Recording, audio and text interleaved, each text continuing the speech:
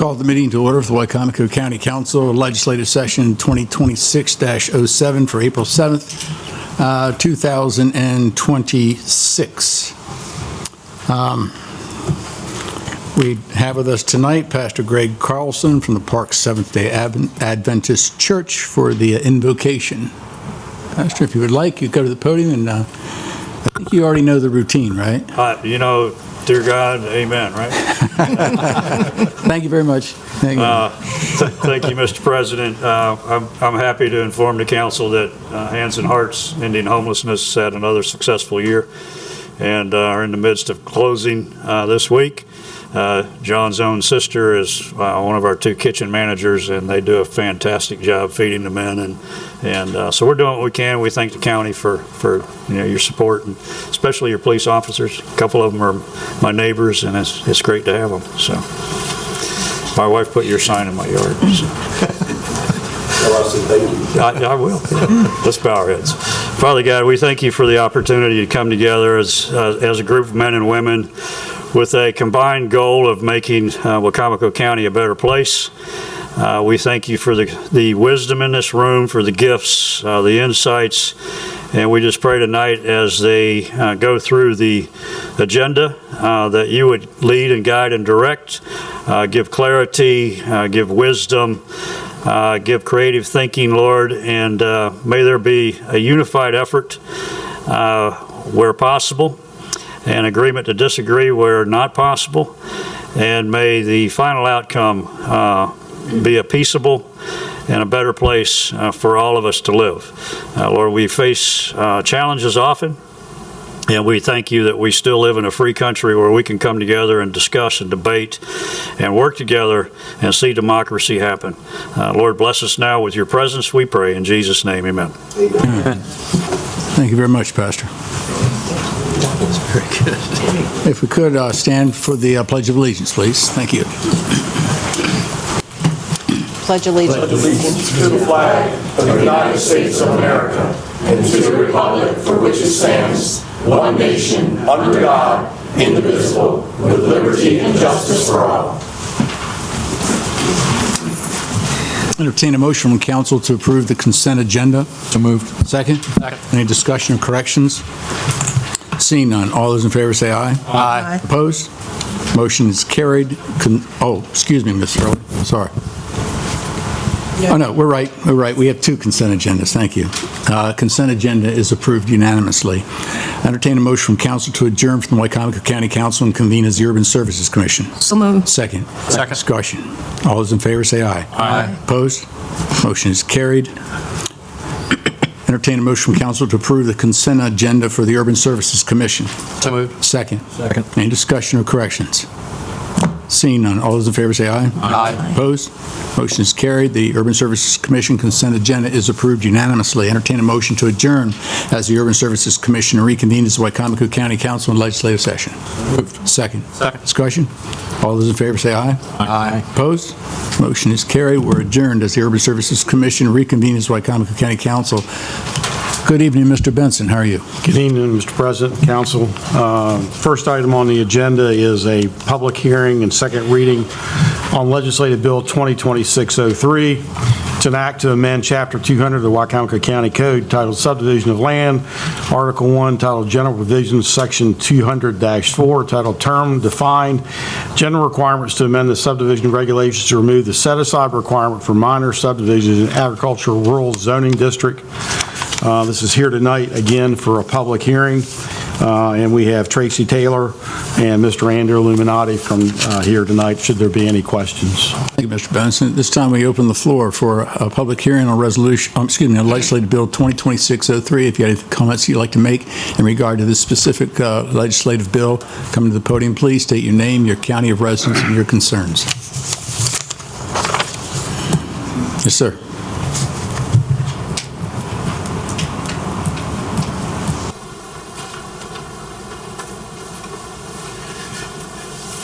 My name is Ron Bash, and I live in Wicomico County, and thank you for allowing me to speak regarding this issue.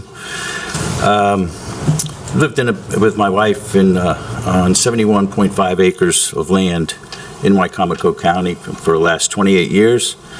It's a small farm in the Dennis Election District, and it's identified on the survey map, 0050, parcel 0054, and grid 0022. This land consists of a wooded area, approximately 30 acres. It's an agricultural area, about 35 acres, and a residence area, approximately 6 acres. It's 71.5 acres total. We're in favor of amending the subdivision regulation, that's my wife and I, to revise the set-aside requirement for minor subdivisions in this area. My wife and I want to subdivide our land into 3 lots. I'd like to describe our situation and how we are impacted by the current requirements of open space.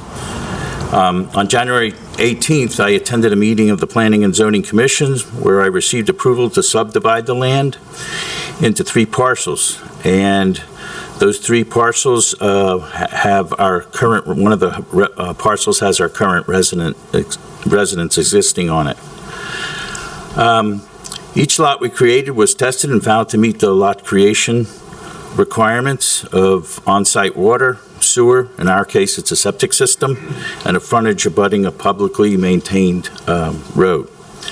The current open space document does not require the set-aside requirement for minor subdivisions of 3 lots or fewer. However, based on the selling history of the property that we're on, the original tract of land was divided into 2 lots.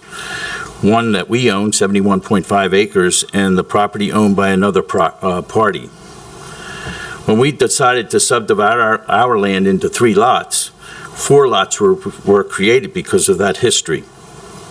So, as a result of 4 lots, we are required to, as a result of that, we were required to designate approximately 50% of our land as an open space. This requires us to set aside 35.75 acres of land, half of the 71.5 acres. The only parcel that can be split to accommodate that set-aside acreage is 63.5 acres. As I mentioned, we want to subdivide our land into 3 sections, 6 acres, 2 acres, and the remaining 63.5 acres. And the house exists on the 6 acres. So, Mr. Bash? Yes. Bash. I apologize, but there's a 3-minute limit. Okay. What we will do, though, however, because of your concerns, I would suggest if you want to wait until we get to public comments, you'll have another 3 minutes to explain the rest of your details in public comments. And what we will do, we will continue with this public hearing, but I will not take a vote on the actual legislative bill tonight. Okay. Normally, we can do that, but I can also postpone that till the next meeting, and I think council's okay if we postpone that till the next meeting. There's no urgency, am I correct, Ms. Taylor? He is the urgency. Yeah, understood. So that'll give you the opportunity to speak with us, maybe Ms. Taylor, and then we will put the vote off for 2 weeks, okay? Okay. So how much more time do I have? When you come back up in public comment, you'll have 3 minutes. So I would continue from where you left off just now, okay? Okay. When you come back during public comments. Okay. All right? Yes. Thank you. Are there any other public comments? I think he can get us that in writing. Yeah, we can ask that. Seeing none, that concludes the public hearing for Legislative Bill 2026-03. Mrs. Hurley? Did you want to do a motion to postpone? No, we had the public hearing. I don't think there's a need to make a motion to postpone unless I introduce it. Correct? We're okay? Mr. Benson? Okay. So next on the agenda is resolution number 54-2026.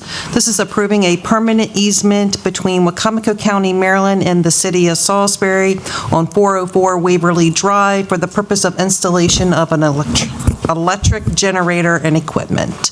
And we have Mr. Bunky Luckman, Director of Administration here, if you have any questions. Thank you. Thank you, gentlemen. At this time, we open the floor for a public hearing on Resolution 54-2026. If you have any comments you'd like to make in regard to this specific resolution, come to the podium, please. State your name, your county of residence, and your concerns. Okay, that concludes the public comments on Resolution 54-2026. Entertain a motion from council to approve Resolution 54-2026. So moved. Second. Second. Discussion. Good evening, gentlemen. How are you? Good evening. Introduce yourself. Nick Wojtek, Director of Infrastructure Development, City of Salisbury. And Bunky Luffman, Director of Administration. I asked Nick if he would come so that if there was any questions on the specifics of the project, because I generally know what it is, and I think Mrs. Hurley captured it on the agenda, but if there's specific questions, he could answer them. Well, no, I think we do, but if you could do us a favor and explain it to the public since you're here, that would probably benefit them. Sure, so if we know the intersection in question at West Carroll Street and Waverly, right as Waverly begins there, if people are familiar with a bunch of large manholes in the sidewalk, some pipes coming up out of the sidewalk there, there's a city lift station that helps lift the sewage through the sewer system. Basically, the project is to add a backup generator so that there's redundant power in case of an outage. The need for the easement in this case, we actually have room for an easement out there in the right-of-way, but putting it at this location slightly into the piece of county property allows for it to also be tied in as redundant power for that traffic signal at that intersection so that we kind of get a dual purpose, dual benefit for all the citizens in the area, anybody traveling through. There's already a power pole there that there frankly probably should be an easement for that the city's utilizing, so it both makes that legitimate and then also allows us to add this redundant power both for the sewer system and for the traffic light. So it's kind of a win-win. Jimmy and Ed? Mr. Lowe? No, Okay. I think he got it. Any questions from council? All those in favor of Resolution 54-2026, say aye. Aye. Opposed? Motion's carried. Resolution passes. Thank you very much. Okay, next is a public hearing on resolution number 55-2026. This is amending the fiscal year 2026 budget position control document identified as Exhibit F for general services for vacant position number 100766, lead facilities maintenance technician, grade M36, to be reclassified to facility grounds worker, M31. And this reclassification will reduce the salary for the position from $51,773 to $44,268. At this time, we hold a public hearing on Resolution 55-2026. If you have any comments you'd like to make in regard to this specific resolution, come to the podium, please. State your name, your county of residence, and your concerns. Okay. Seeing none, that concludes the public hearing on Resolution 55-2026. Entertain a motion from council to approve Resolution 55-2026. Second. Thank you. Discussion. Good evening. Good evening, Pamela Lynn, Finance Director. Okay. And again, Bunky Luffman, Director of Administration. So there's a vacancy right now for this position. It's an existing position in general services. And we've just found that what we really need there is facilities and a grounds worker more than the facilities maintenance technician. I want to say, and this is sort of a little rabbit trail, but what we have actually made a job offer for the previous person I guess it's director. I can't remember his title, but for that position, and he will be starting in a couple weeks. And if in the future you'd like to meet him, I'll certainly ask him to come and say hi, either open or closed session. But this is what when talking to general services, they really need a facilities and grounds worker. So. Any questions from council? All those in favor of Resolution 55-2026, say aye. Aye. Opposed? Motion's carried. Resolution passes. Thank you very much. Thank you. Okay, next on the agenda is a public hearing resolution number 56-2026. This is to authorize the county executive to accept grant funds in the amount of $1,076,242 for the Maryland Energy Administration through the Local Government Energy Modernization Program to be applied to the Newland Park landfill gas collection and conveyance systems infrastructure, and to amend the fiscal year 26 capital budget to authorize and include the funding change. This grant funding will be used for the WAGA Energy, Renewable Energy, and Energy Efficiency Project. And we have Pam Olin here, as well as Mr. Adam Corey, Acting Director of Public Works. At this time, we open the floor for a public hearing on Resolution 56-2026. If you have any comments you'd like to make in regard to this specific resolution, come to the podium, state your name, your county of residence, and your concerns.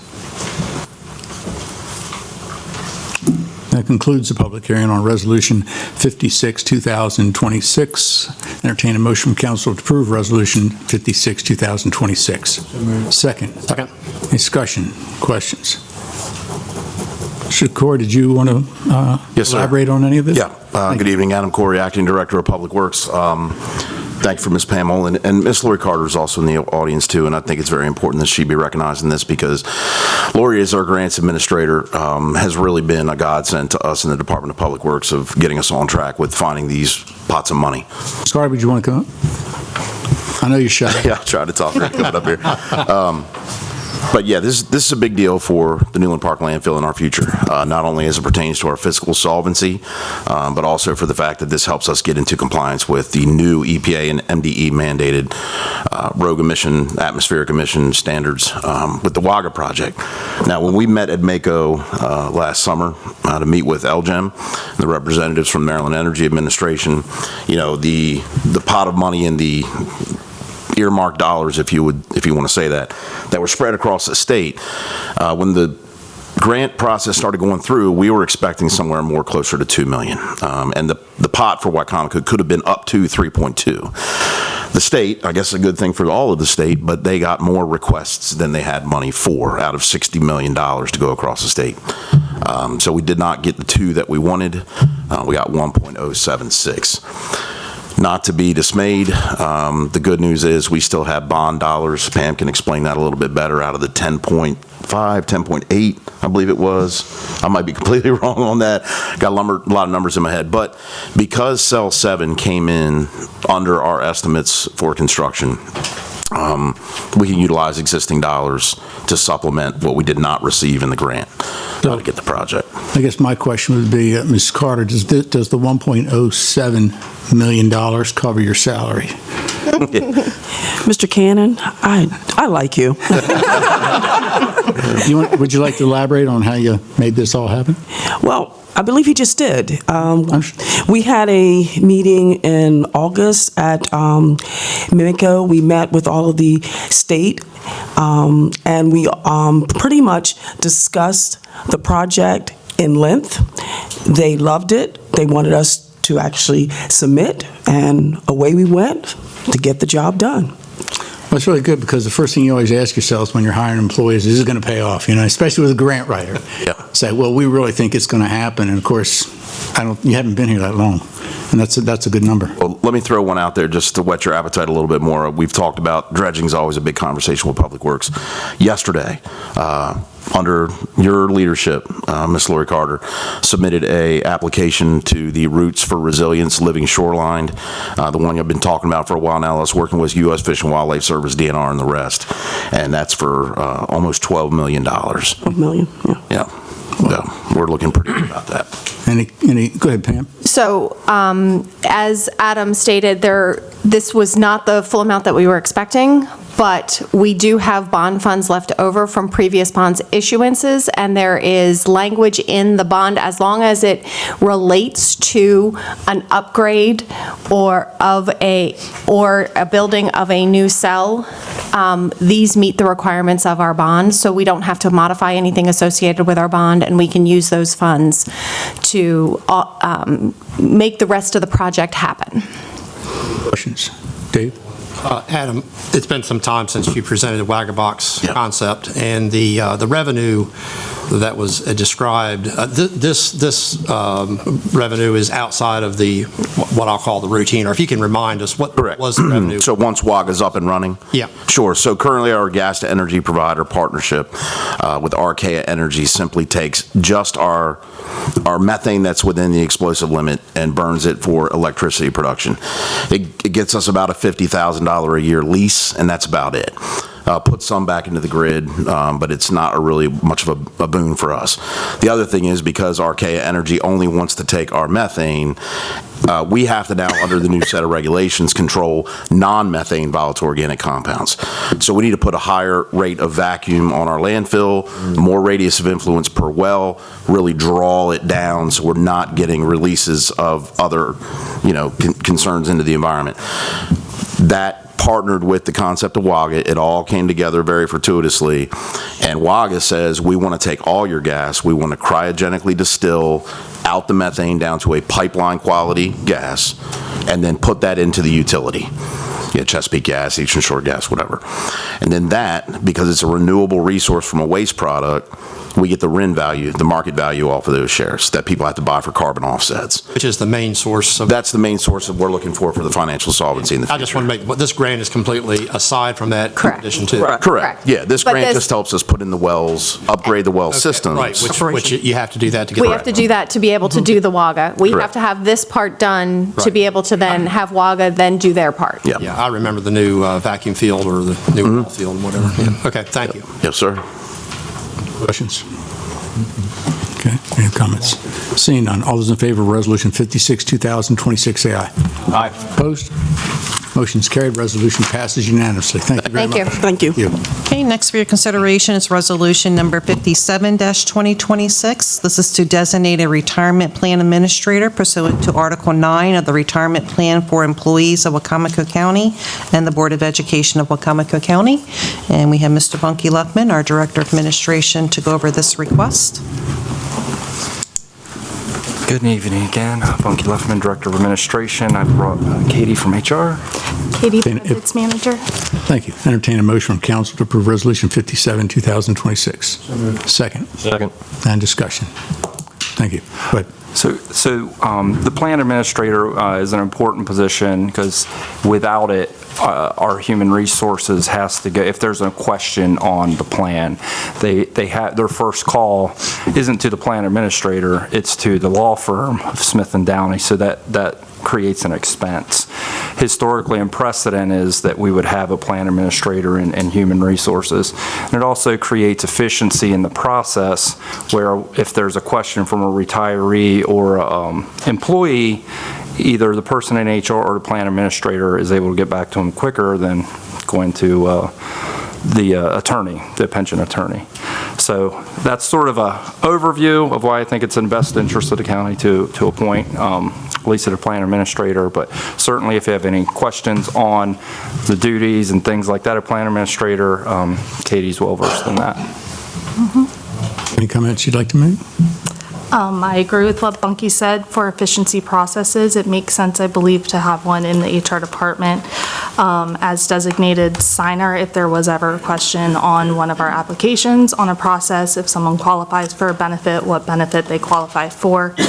Right now, where we don't have an administrator to designate those questions to or rely on for a decision, we do have to refer to our plan attorneys, which is Smith & Downey.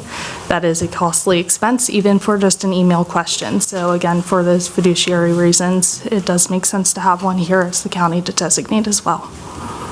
Council comments? Sense to me. We discussed a committee for doing this. We have in the past, yes. I don't know if anybody heard you or not, Jeff. I think we discussed a committee for handling this process in the past. Where are we at on that? So this is above my pay grade, but the county executive opposes a committee. But I think if the council would want a committee, that's going to have to be a conversation between you and her, because in the interim though, what I've said, and I think I said it in emails to Ms. Hurley, is in the interim though, if you guys decide to go down that path and have that conversation, I think we still should have a plan administrator to cover this base while that gets worked out. I understand that reasoning to get in the urgency, but I do also feel that multiple people, a three-member committee would be most appropriate for this sensitive issue. So I would rather see a small committee. I'll say three, even though I do understand your line of thinking. I think in the prior discussions, Mr. Lippman, the concern was that we felt that maybe if the plan administrator had any degree of responsibilities or to address that they were responsible to any other individual in the county, that oversaw their position and their job, that might appear to create undue influence on that individual. And that's really what we're trying to avoid, that perception that any individual that's going to be in charge of such an important position as a plan administrator will be making decisions independently, and there would not be the perception that there is any undue influence on that individual, which I think, as it is and as you're proposing, appears to create that possibility of influence. So again, we're just keeping with historical precedent. So this is the way this county is operated with a plan administrator generally in HR. Understood, but we pass legislative bills and resolutions here every day that changes the historical background of the county in one way or another. So, it's nothing new to try to do something that might be a little bit more progressive, a little more productive.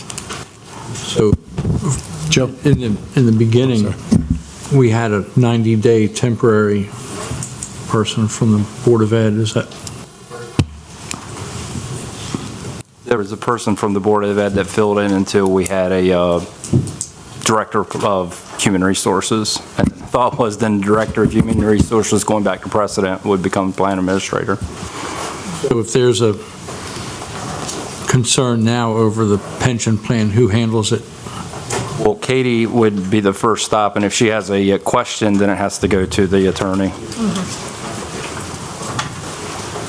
I understand what everybody's saying up here about the three-member committee, but we still need somebody in that office that can make a quick decision, a minor decision, I'll put it that way, quick minor decision.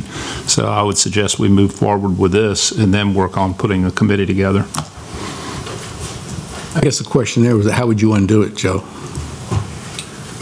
Put a committee together? I think the county executive needs to make recommendations, and we would approve it. Why would the county executive do that if they already have a representative? Because we were asking them to.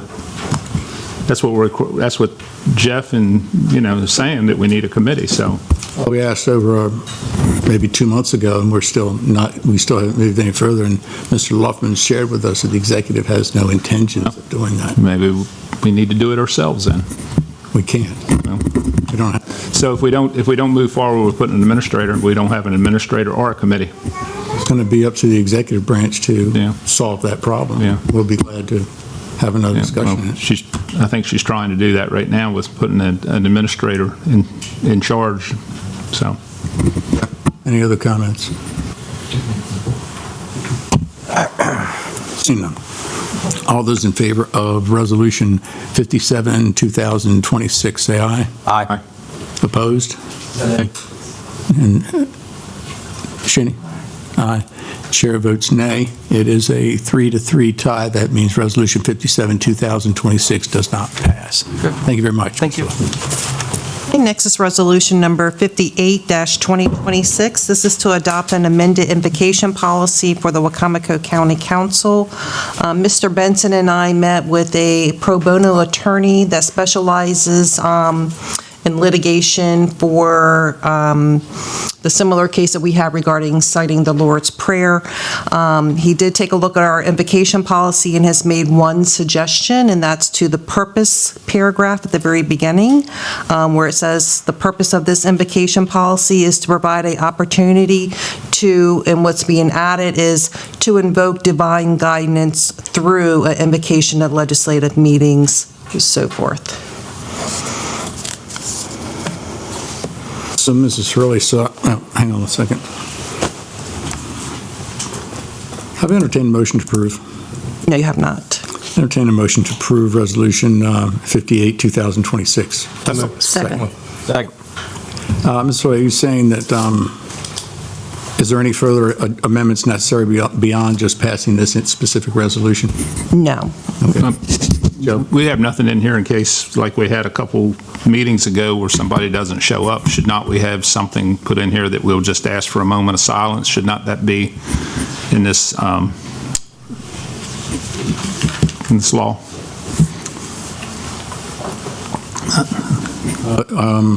I would suggest you might phrase that more specifically as an amendment to this resolution. I'll make an amendment that we add to this resolution that we add that we would do a moment of silence in the case that no one shows up to do the invocation. Motion, is there a second? Second. Motion second. Any discussion on the amendment? All those in favor say aye. Aye. Opposed? Motion is carried. Amendment passes unanimously. Any further discussion on the resolution as amended?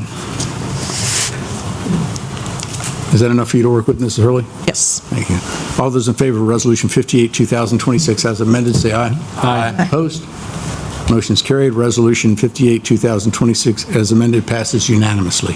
Right, the next item for business is Resolution Number 59-2026. This is regarding the settlement of an opioid lawsuit against remnant defendants, and we have Mr. Andrew Illuminati here.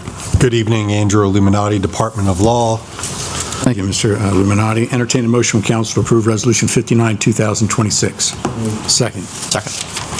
So as a quick overview, there's a new national settlement involving 6 regional distributors or dispensers of opioids identified as the remnant defendants, who are Associated Pharmacies Incorporated and Associated Pharmacies, American Associated Pharmacies, J.M. Smith Corporation, Louisiana Wholesale Drug Company Incorporated, Morrison-Dixon Company, North Carolina Mutual Wholesale Drug Company Incorporated, and United Natural Foods Incorporated, including its subsidiaries, SuperValue and Advantage Logistics.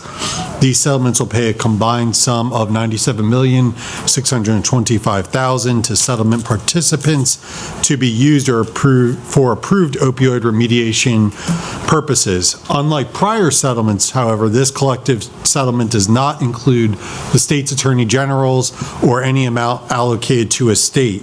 Instead, the funds will come directly to the participating subdivision as a one-time payment, and the percentage of funds will be allocated based on one of the previous models, what was called the Denver model, and Wicomico County is to receive 0.03870333564% of that $97.625 million. As the name suggests, the remnant defendants played a comparatively smaller role in the opioid crisis than the major companies with whom settlements have previously been reached. This fact, combined with the relatively small market shares, and in some cases now limited assets, were all considered in negotiating this resolution. The recommendation of Opioid Litigation Council is the proposed remnant defendant settlement is fair and reasonable and recommends that the county participate. This is time sensitive. We have to, if approved, all the documentation has to be completed by May 4th. So asking for action tonight. Questions? All those in favor of Resolution 59, 2026, say aye. Aye. Opposed? Motion is carried. Resolution passes unanimously. Thank you, Mr. Illuminati. Thank you. Mrs. Hurley, I'm assuming you brought to our attention on the legislative bill. Yes, so my understanding is that legal would desire for you not to delay discussion on that bill, and perhaps let the gentleman that was speaking finish his comments and then have that discussion. So I'm under the understanding that if we do not pass this tonight, it will be detrimental to the gentleman who spoke tonight. Is that correct? Yes. He's in favor of it because delaying it 2 weeks, if passed, then delays the enactment date because it's not an emergency. So it'll be an additional 60 days on top of any other additional delay. And he's in favor of this. It's gone through the Planning Commission. Planning Commission made a favorable recommendation. If we want to skirt the 3 minutes, we could call him as a witness to finish his statement, but I believe he'd rather see action tonight. I would need a member of the council to make a motion to reintroduce legislative bill 2026-03 and place it on the current agenda. I'll make the motion. I'll second. Second. All in favor? Aye. Opposed? Okay. Thank you. So, again, legislative bill number 2026-03, entertain a motion from council to approve legislative bill number 2026-03. So moved. Second. Second. Does anyone need to hear the testimony of Mr. Bash as we move forward, or do we think we're pretty much satisfied with what this legislative bill states? Everybody is okay. All those in favor of the legislative bill, do we need a roll call, Ms. Hurley? Yes, please. All those in favor will say aye, opposed will say nay. All those in favor say aye, starting with Councilman Holloway. Aye. Aye. Yes. Aye. Aye. Chair votes aye. Legislative Bill number 2026-03 passes unanimously. Thank you for the clarification. Thank you. Obviously, he had great things to say. I understand the chair's desire to keep it to 3 minutes. I understand. I know. But it wasn't discovered until after he received Planning Commission approval that this irregularity existed. So I know he's appreciative of that. So thank you to council and for reconsidering that. Right, and Mr. Bash, since we stopped you, I would allow, if you'd like to be the first one to make your public comments, you may do so. So at this time, we open the floor for public comments. If you have any other comments you'd like to make, fine. If you feel satisfied with what the council has decided upon, you're free to do whatever you choose.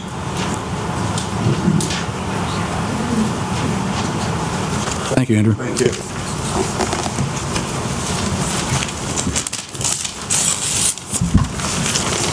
Given the approval of the consideration, that what we're trying to consider here is that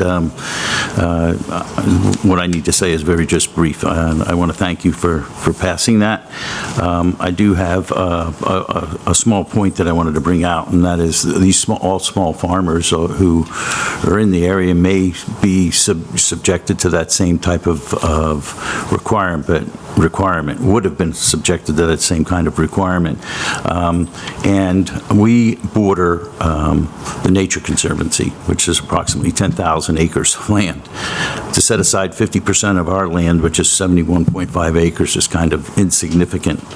And I'm sure there's other properties, other people who are homeowners that are in that same position. So again, I want to thank you for the consideration of this matter. Thank you very much. This time we open the floor for public comments. If you have any comments you'd like to make, come to the podium. Please state your name, your county of residence, and your concerns. For the record, County Executive Julie Giordano. Good evening. I want to take a moment to address the recent information that has been circulating in the community regarding a proposed biorefinery project at Bethel Farms. The way this issue has been presented on social media by an anonymous person is misleading and has caused unnecessary concern among residents.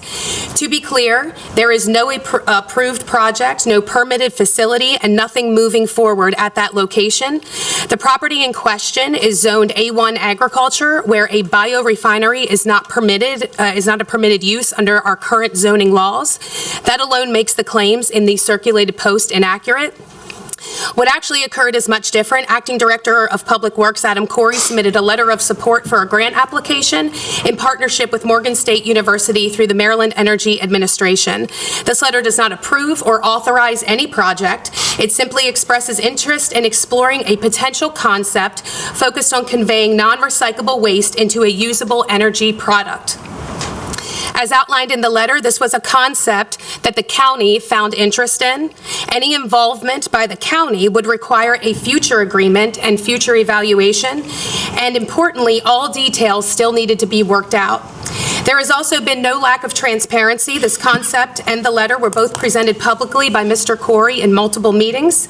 We are always looking and will continue to look for responsible, innovative ways to reduce landfill waste and improve environmental outcomes, but we do so within the law and through public process.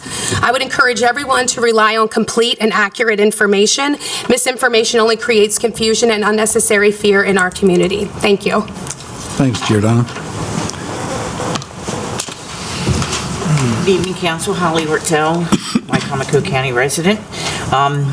Tonight we have with us our distinguished sheriff. Thank you for what you and Sheriff Christopher did. Drugs have affected probably every person in this room one way or another, whether it's your family or your friends. It's affected me with my family member.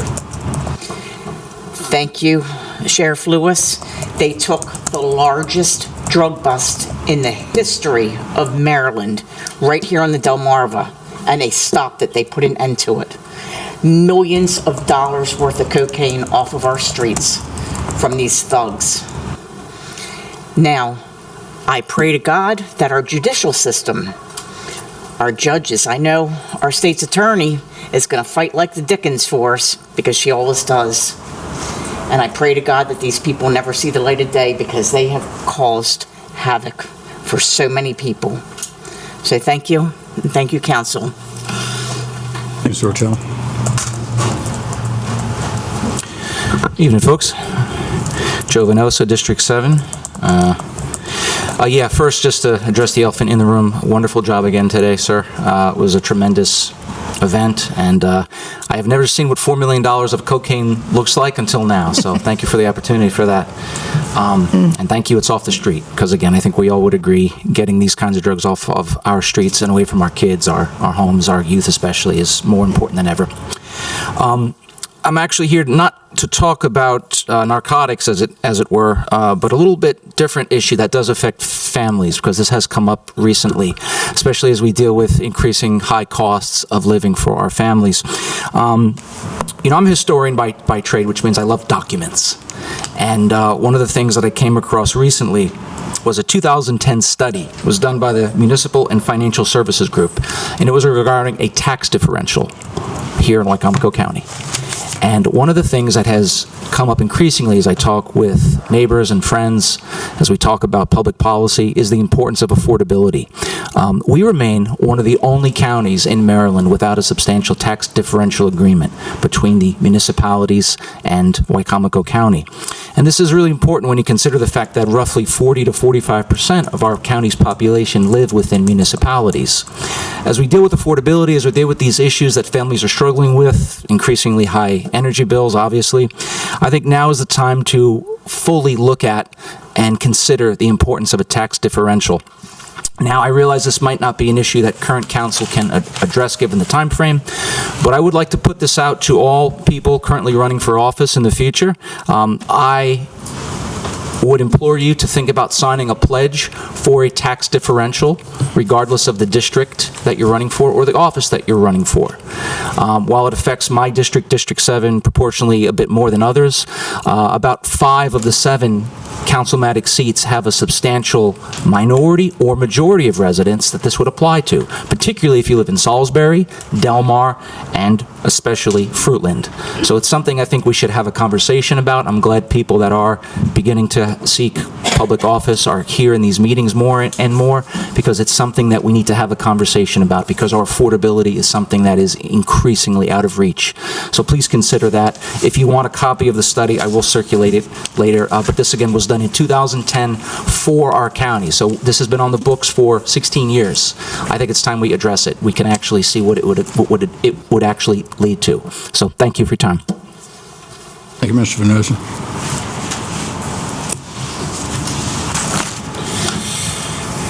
Jim Atkins, Wicomico. In 2024, a lease agreement was made between the county and the West Side Neighborhood Alliance concerning the community center in Bivalve. This agreement required that the West Side Neighborhood Alliance was responsible for regular maintenance and had an agreement that the utilities would be the Alliance's responsibility, with their percentage of coverage increasing throughout the 5-year term of the lease. I'd like to bring to the council's attention an important issue which has arisen concerning this building.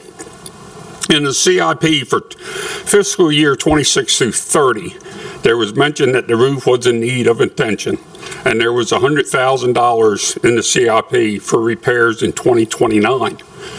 This year in the CIP, dated December of 25, for fiscal year 27 through 31, it was stated, and I quote, "The roof system had a maintenance issue in recent years and has surpassed its useful life, and again was shown in fiscal year 29, but the expense had been increased to $120,000. During the community meeting on March the 24th, Councilman Wynn and Director of Administration Mr. Luffman stated that the poor condition of the roof had been brought to their attention, and after speaking with the executive, bids were being requested to address the roof. Here's where it gets interesting. None of the other 6 council members were aware of this problem. Neither the president nor the vice president of the council were aware.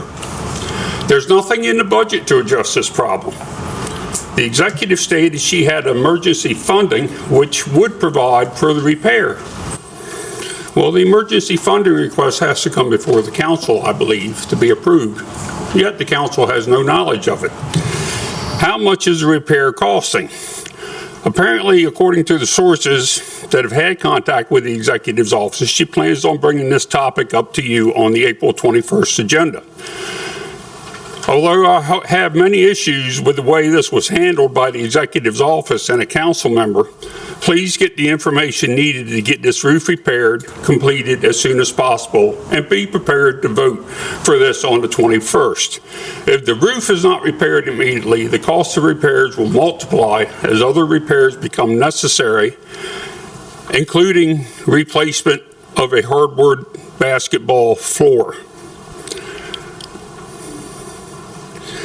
We need to get this building taken care of. It's a county-owned building. It needs to be maintained, and the west side needs the council support. So when this comes up in 2 weeks on the 21st, if the executive brings it forward as she has stated to other people that she will, I'm asking you that you approve it, and let's get this building taken care of. Thank you. Thank you, Mr. Atkins.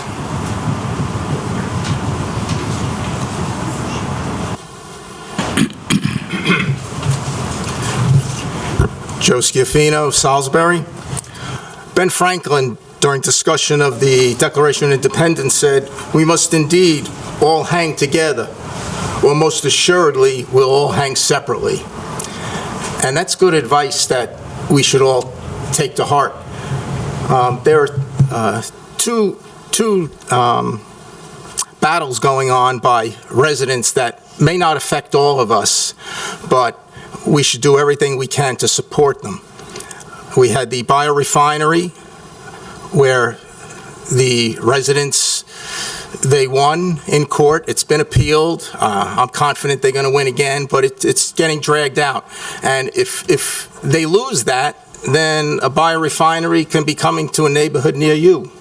So we need to support them.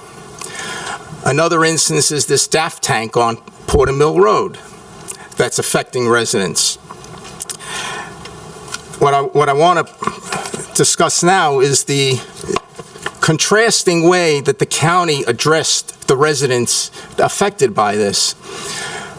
When the residents complained about the biorefinery to the county zoning, they went out there, they looked at it, said absolutely, stop work order, and here we are. Let's contrast that with the poor people that are dealing with the stench of the DAF tank. I don't know all the details from the very beginning, but I do know that the residents complained to the county, and nothing happened. They finally, the residents and the Wilderness Environmental Trust and other plaintiffs hired an attorney to send a letter asking the administration to look into this. And what they got was a one-paragraph letter from Attorney Wilbur. And he says, the tank's been operational for over 5 years. During that time, the county has never been provided any evidence that the tank operates as a commercial business. If you possess evidence that the tank is utilized in a commercial manner, please provide it to me, and the county will examine the evidence and proceed accordingly. That, in my opinion, is passing the buck. They didn't do that with the biorefinery. They shouldn't have done it with the DAF tank. Now, the lawsuit, several pages, has a lot of allegations that are based on the whole process. And in my opinion, a lot of other people's opinion, the zoning and code enforcement, everything was bypassed. And I would urge the council, if they haven't seen the lawsuit already, to look at it. And the administration needs to get on the ball and help these residents. Thank you. Thank you, Mr. Scavino. Good evening. My name is Rhonda Tomko. I am a Wicomico County resident. I live in the neighborhood that just is now continuing to go through a court case over the biorefinery on Hickory Mill. It's a very educated and informed group of residents that live up there. We have a very factual understanding of what's involved in these projects. And so I want to be first grateful and thankful to the county, to our code enforcement, to all of the contacts that we've had within the county in upholding what we felt was right from the beginning, and our defense team that did a great job representing us so far through this court process. And just to inform the public, the sole issue that was then determined by our circuit court in March, just a month ago, is that projects like these are industrial, and therefore they're not an accessory farm use. One of the things that we have to continue to discuss is that just because a project is beneficial to a farm does not mean it should be on a farm. And we're going to continue to make sure that that's represented in Wicomico County, and we're going to keep our eyes open to make sure that these projects get put in industrial zones. The issue is that these projects are coming in to capitalize on old chicken farms, and my assumption is because that it's much cheaper to do so than on an industrial property, and they're hopeful to avoid inspections and accountability with their prototypes and trial runs. The state continues to fail to enforce that these projects must adhere to our local zoning laws. Even though their funding agreements require it, they give out literal millions of dollars in a grant and then seemingly let the recipients go rogue and do whatever they want. The recipients use rural ag properties and fly under the radar. And our tax dollars just paid to defend a case that was funded by our tax dollars to build. And then the residents of this community also had to invest our own dollars in defending and hiring an attorney for ourselves. It's depleting the resources. This is not a political issue. This is not a blue and red issue. This is not a left and right issue. This is not an environmental farm issue. This is the people of Wicomico County against whoever doesn't want to protect the people of Wicomico County and our codes that have been set up and established. And I know we're working hard at creating new ones that maybe work better, but until then, these are the codes. And the fact that we just had a letter of support signed for a project for grant funding at a farm in Fruitland is a slap in the face to what we all just did. And I understand that it's not funded yet, and so anybody who's worried about it, we still have the opportunity to maybe not even be funded by the grant.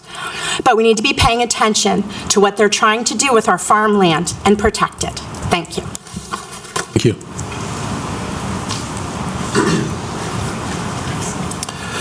Good evening. Joe White from District 5, the east side of the Wicomico County.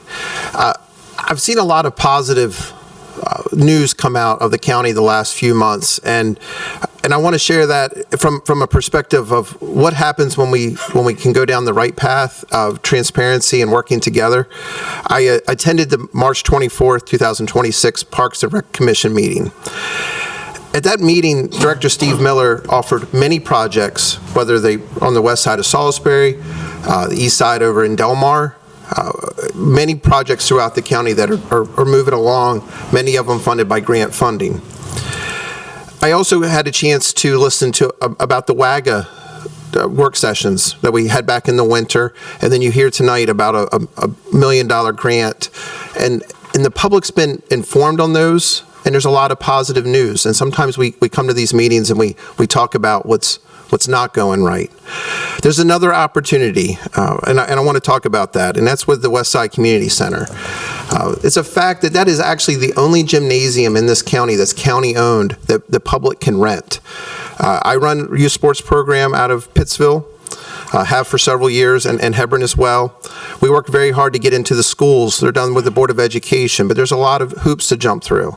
If someone wants to go rent a gym, that is actually the only gym in the county that's county-owned that you can go rent.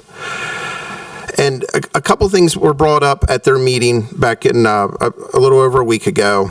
And just like we discussed with WAGA, and just like we're discussing now with other grants, there's a couple questions I'd like to have answered before your next meeting.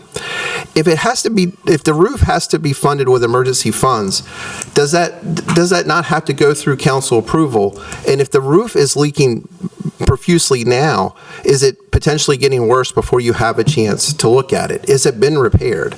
I've heard both that it has and it hasn't. And as someone who's helping to restore youth sports down there, part of a bigger group, that would be concerning if we can't use it because of a leaky roof. If we're going to use emergency funds, and I'm sitting through the capital improvement program work sessions, why is it in a 2029 CIP if we're going to go ahead and fix it now? As a business owner, successful business owner, this isn't how I plan my budgets. Sometimes you have to do something in an emergency, but is it actually an emergency, or is this just moving something up for whether it's an election year thing or whatever? I'd like to have more information. And like I said, are we repairing it or are we replacing it? That's a big question as a taxpayer. Are we investing in this building or are we just patching it up again? And why is it announced at a WSNA meeting? I can't go to every task force meeting. These are our tax dollars. They should be discussed here or at a Parks and Rec meeting. And finally, the Director of Administration was down there. He says they're already getting bids. I'd like to see the transparency brought back in. Thank you.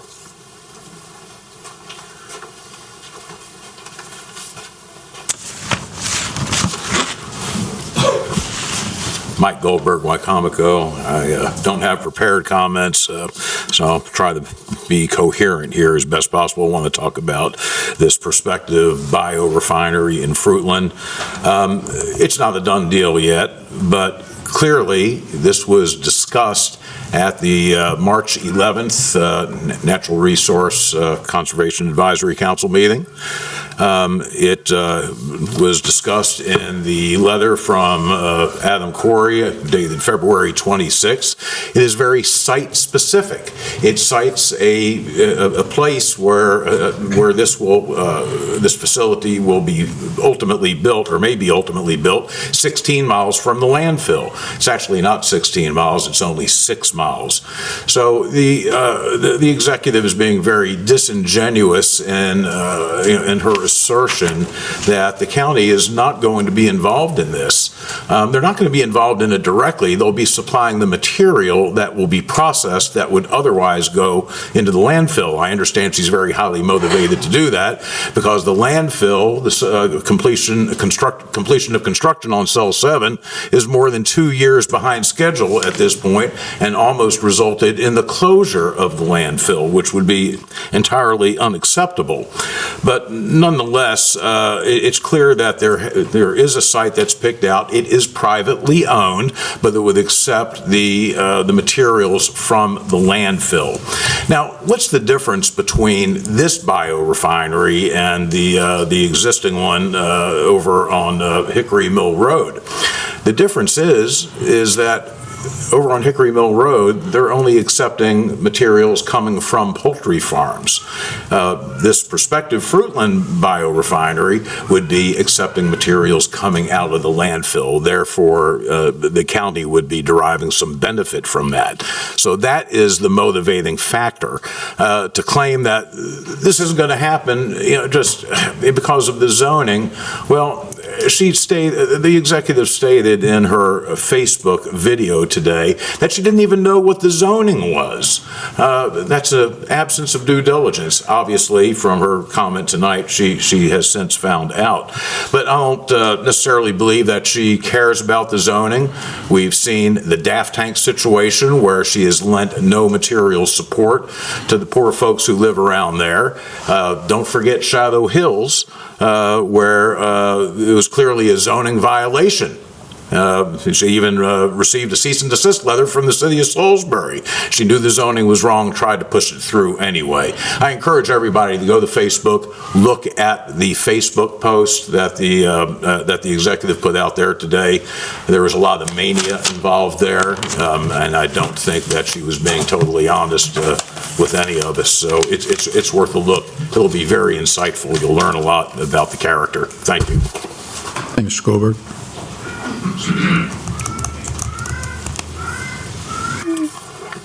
Good evening, Council. My name is Monica Brooks, and I'm a resident of Wicomico County. I'm also president of Wicomico County NAACP. Before I get into my prepared comments, I did want to acknowledge our community and all of the fighting that has had to happen for the citizens against these biorefineries. And we do thank the council's support for that. And we are vehemently against any of them in this county, period. While they say that they are benefiting the community in a way of green energy, it is still shown that they do bring a level of toxicity to the air and the residents around. I also wanted to mention that with all the things that are going on with ICE, I want to say, whether you agree with immigration, whatever your stance is or what have you, this is taking a toll on our kids in the schools. I've spoken with our superintendent. They have lost about 200 plus students since the school year started, and 70% of those are immigrants, children of immigrants. The students within the schools are experiencing extreme mental health issues, seeing people snatched and grabbed, and family members and their friends' family members. So I think you should contact him about resources. They need more resources to help, not just in relation to immigration, but the mental health resources for the youth in this county have already been extremely low. I want to finally say, just wanted to make an inquiry in regards to Wicomico Nursing Home. We were thinking that the nursing home was a direct responsibility of the county, but we have since heard that it is a component of the county, not a component unit of the county. Not fully sure what that means, but we really would love for, or should I say, making a request from the county executive and the council, as you all listed as Board of Health oversight, to do a site visit to the facility. They have great staff that are working hard. They have great caregivers who are constantly being applauded, but the facility in itself needs help. There are some repairs that are in dire need.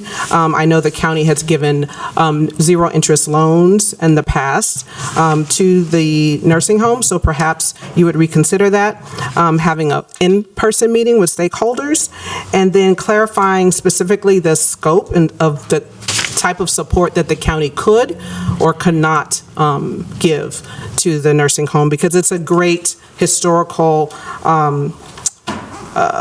facility that we really want to make sure that it's continued to able to do what it does best. Thank you. Thank you, Ms. Brooks.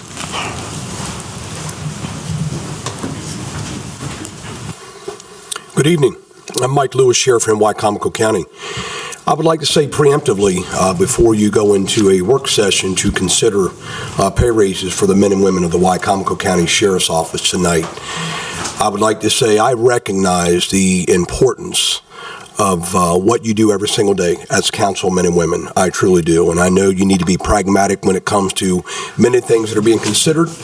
But the salaries of the men and women of the Wicomico County Sheriff's Office obviously must remain competitive with other agencies in our area, number one, so I can continue to recruit, and number two, and probably more importantly, that I can retain good tenured men and women within the office. As you well know, I've lost a number of deputies, not only to the Natural Resource Police, the Maryland State Police, but most recently I lost 2 tenured deputies to ICE, or Immigration and Customs Enforcement. There are signing bonuses being offered all the time by agencies within the region, but tonight, before you go into that work session, please consider the great work that the men and women of the Wicomico County Sheriff's Office continue to do every single day, as is evidenced by the press conference we had earlier today. And I want to thank you all so much for that. Thanks, Sheriff Lewis. Hi, my name is Jessica Guthrie. I'm a Wicomico County resident, and first of all, I apologize for the noise I brought with me, but it was important enough to me to be here for this issue on the biorefinery to haul all my kids out here and just reiterate, actually, the woman who spoke before me could not have said it better, and those are all of my concerns as well with the issues that it would bring. I looked what the pollution radius would be, which I am well inside of. I'm trying to grow my food and live in a rural area that I picked because it had everything that I wanted at the time. And over the years, I'm seeing more and more things come up that I feel like are challenging everything that made me choose this part of Salisbury. And I just really don't want to see that way of life taken from us because somebody with money and a grant comes and finds a way to put something in a place it wasn't even properly zoned for. And I have concerns about how it will be managed. There have been all of these issues before with they talk about the forever chemicals in everybody's water and come get tested. It's like there has been case after case of, whether it's the Purdue plant or the DAF tanks, it's so many things. And I just really don't want to see that be an issue that we have to deal with. It is not in an industrial zone. And I hate to, just like all the other people have pointed out with our tax dollars, I hate to pay taxes somewhere where I feel like it's going to be weaponized against us in a sense. And so I appreciate your time. That's pretty much all I'll use. I will take all my noisy children and leave, but please hear us as the residents when we beg you not to let this proceed. Please. Thank you for your time. Thank you very much.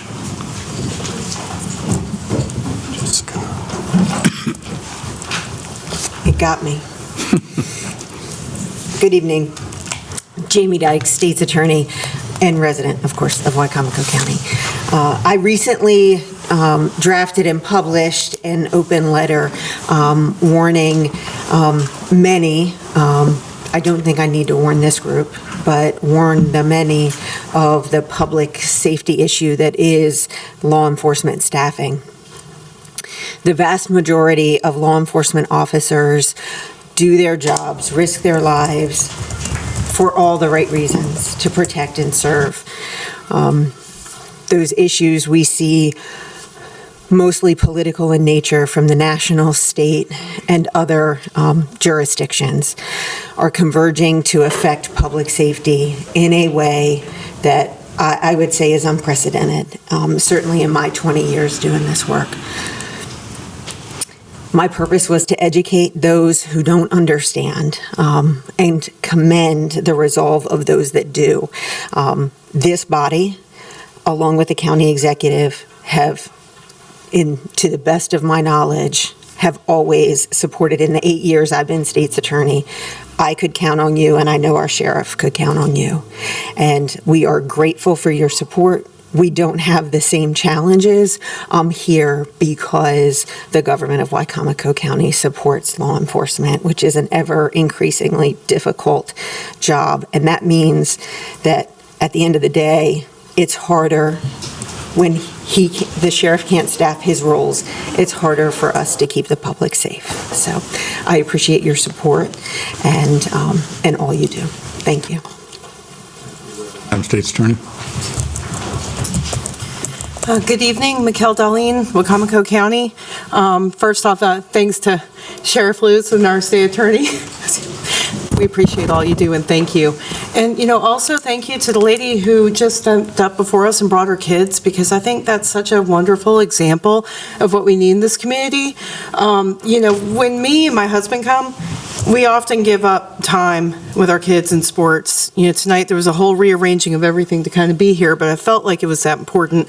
And when I see members of our community doing the same thing, I think things are working when we're involved.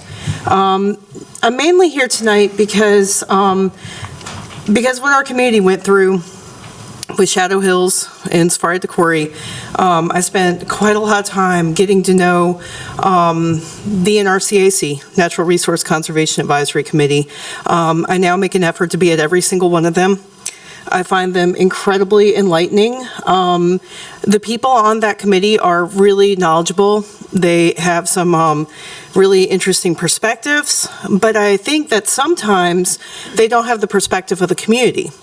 And when the community comes and sits with them and listens and can provide feedback and a different point of view, I think really good things happen. I was the one that was sitting in the room when this newest biorefinery issue came up. And I also got to know our neighbors who were going through the issue on Atkins Mill or Hickory Mill. And I've been to every single court proceeding that they've been to. I sat through the entire circuit court series with them, 2.5 hours, I believe. I heard all the arguments. And I sat in here while it was all discussed. And the part of that is that when you're in the community and you're hearing everybody's perspective, when you go and you sit in the NRCAC and you hear it discussed, things pop out. And they say, okay, this doesn't sound right. But I didn't know, and I didn't panic, and I left, and I got the information to other people that are working in that movement to make sure that other people don't face that same situation. What I saw today on the Facebook Live really disturbed me. It was basically saying that people who stand up and try to get information out there are political pot stirrers, that they are doing something bad, that they are trying to cause panic. And I don't see that to be the case at all. I mean, I've been through every step of this.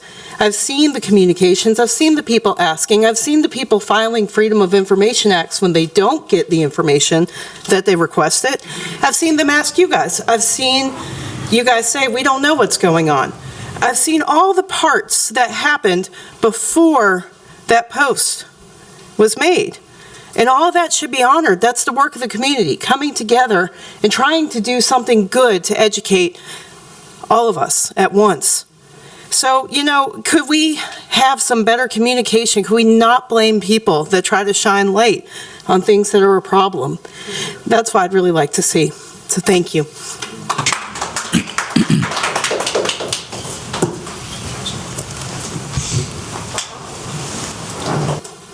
Good evening, Robert Taylor, county resident. I think after what's been said about the biorefinery matters, two of them now, and the DAF tank matter, I think this council needs to have a very quick work session with the executive to find out exactly why things are happening like they are. Now, let's just look at the DAF tank matter. I'm somewhat familiar with that. That actually started when I sat where Bob Benson's sitting now, just for a few months. But it's very similar to the case that was just decided in the circuit court. A1 district, building permit was issued for the particular use, and now the use has been struck down for the biorefinery. Now, the use in the DAF tank, of course, is storing this sludge, this DAF sludge, that's brought to the property by a company called Denali from the rendering plant in Linkwood and from poultry processing and seafood processing plants. So it's not an agricultural operation. The material isn't used there. It's stored temporarily, then it's taken somewhere else for disposition. It's a commercial business, just like the biorefinery would be, and the new one down on St. Luke's Road that's being talked about. So these need to be addressed, and quickly, because something is rotten in Denmark, or in this case, Wicomico County, on these matters. The other thing I want to point out is I think that council needs to consider either legislation or a possible charter amendment that requires the county executive, and for that matter, members of the council, before they take any position where they're representing the county or a county policy, to clear that with the council. For example, this year, the executive, as I understand it, hired a lobbyist in Annapolis. I don't think the council had anything to do with that, even knew about it until after it had happened. That lobbyist took positions on matters, including the booze bills, as I call them, to allow more liquor stores. And that's paid for by the taxpayers.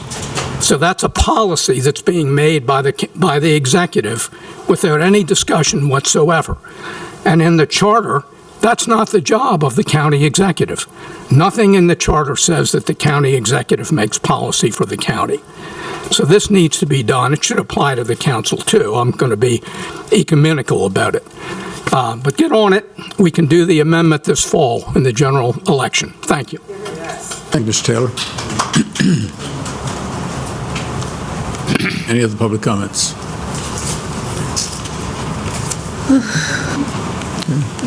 Seeing none, that concludes public comments. Council comments. Cheney? I'm glad that Monica brought up the Wicomico County Nursing Home. That is a historical facility. It was thought of by Agatha Polk my Girl Scout leader when I was a little girl. And the Deltas, their picture is in the nursing home. It is rated 4.9 nursing facility. I've had relatives there. I talked with the administrator and asked her about any funding she needed. They are self-supporting, basically. She did mention the roof that they need, and I think we put that in, am I correct? The roof for the nursing home? I'm asking you, John. I'm not sure. Okay. Well, I think it was $700,000 for the nursing home, but she did say that it was self-supporting and they didn't request any funds from the county. And I did stress with her, and I still would stress with the public, I do not want to see it privatized. Because when things are privatized, the care goes down. Nursing homes is really the last resort for our elderly, our mothers, our sisters, even some of the young. And we should make sure that the quality of a nursing home is top-notch. And I'm proud of the county to still be affiliated with it. I do not want to see the county change their position by making it privatized. I mentioned that to the administration when I first got on, because rumors are always circulating that it's going to be privatized. But if it comes up, I will make sure I have the public will know that it's going to come up again. I also want to say that if anyone doesn't know, I want to invite people to the Indian Village Park grand opening or ribbon cutting is next week, the 14th at 3:30. When I campaigned previously, I called it a ghost playground. Now it looks like a playground that's coming alive. So I do encourage you to come see what we can, what can be done with the playground. And it came so quick. I was happy about that. And I'm glad to see everybody that came and discussed their concerns about the biorefinery. And I think the only way the council can do anything is to hear people's concerns by coming to a meeting or call us. That's the only way we can address anything, or email us, because that's very important. That's part of the process. I personally wouldn't know what was going on unless someone contacted me or you come before the public comments. You have to contact us. And as the old saying, the squeaky wheel gets the oil. So if you have any concerns, call us, because sometimes we're the last to know. That's all I have to say. Jenny? Dave? Last Thursday, President Cannon and myself attended a hearing at the Hampton Inn in Fruitland regarding a very large solar project that's being proposed for Union Church Road. This is about a 5-megawatt project with, if I got it right, 13,000 panels, arrays. Last October, if I got my timing right, Senate Bill 931 was enacted, which took away all local authority, in fact, away from the board that I previously sat on, the Board of Zoning Appeals. And now that rests with the state of Maryland alone. And there's a trend with this, seems to be happening quite often, with the state taking some of our authority, local authority, away. So I sat on the Board of Appeals for about 30 years.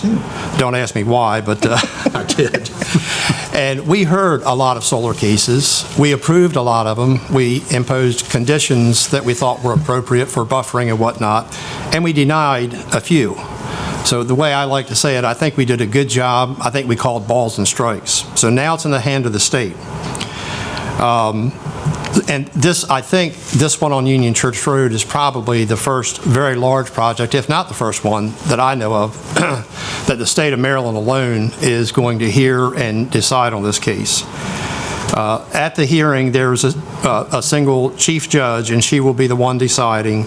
I think we've got a 30-day comment period, and I know the folks from Union Church Road, as well as myself, are going to make comments. There were a lot of residents in attendance, and they made a very good case this installation is extremely close and very intense. It's right across the road. I mean, you could just about reach out and touch it. It's that close. And in my time on the Board of Appeals, I haven't seen anything like that. If I had, I don't know all the information, don't have all the testimony, but I would say that if I were sitting on that, I would probably not approve it just for that reason.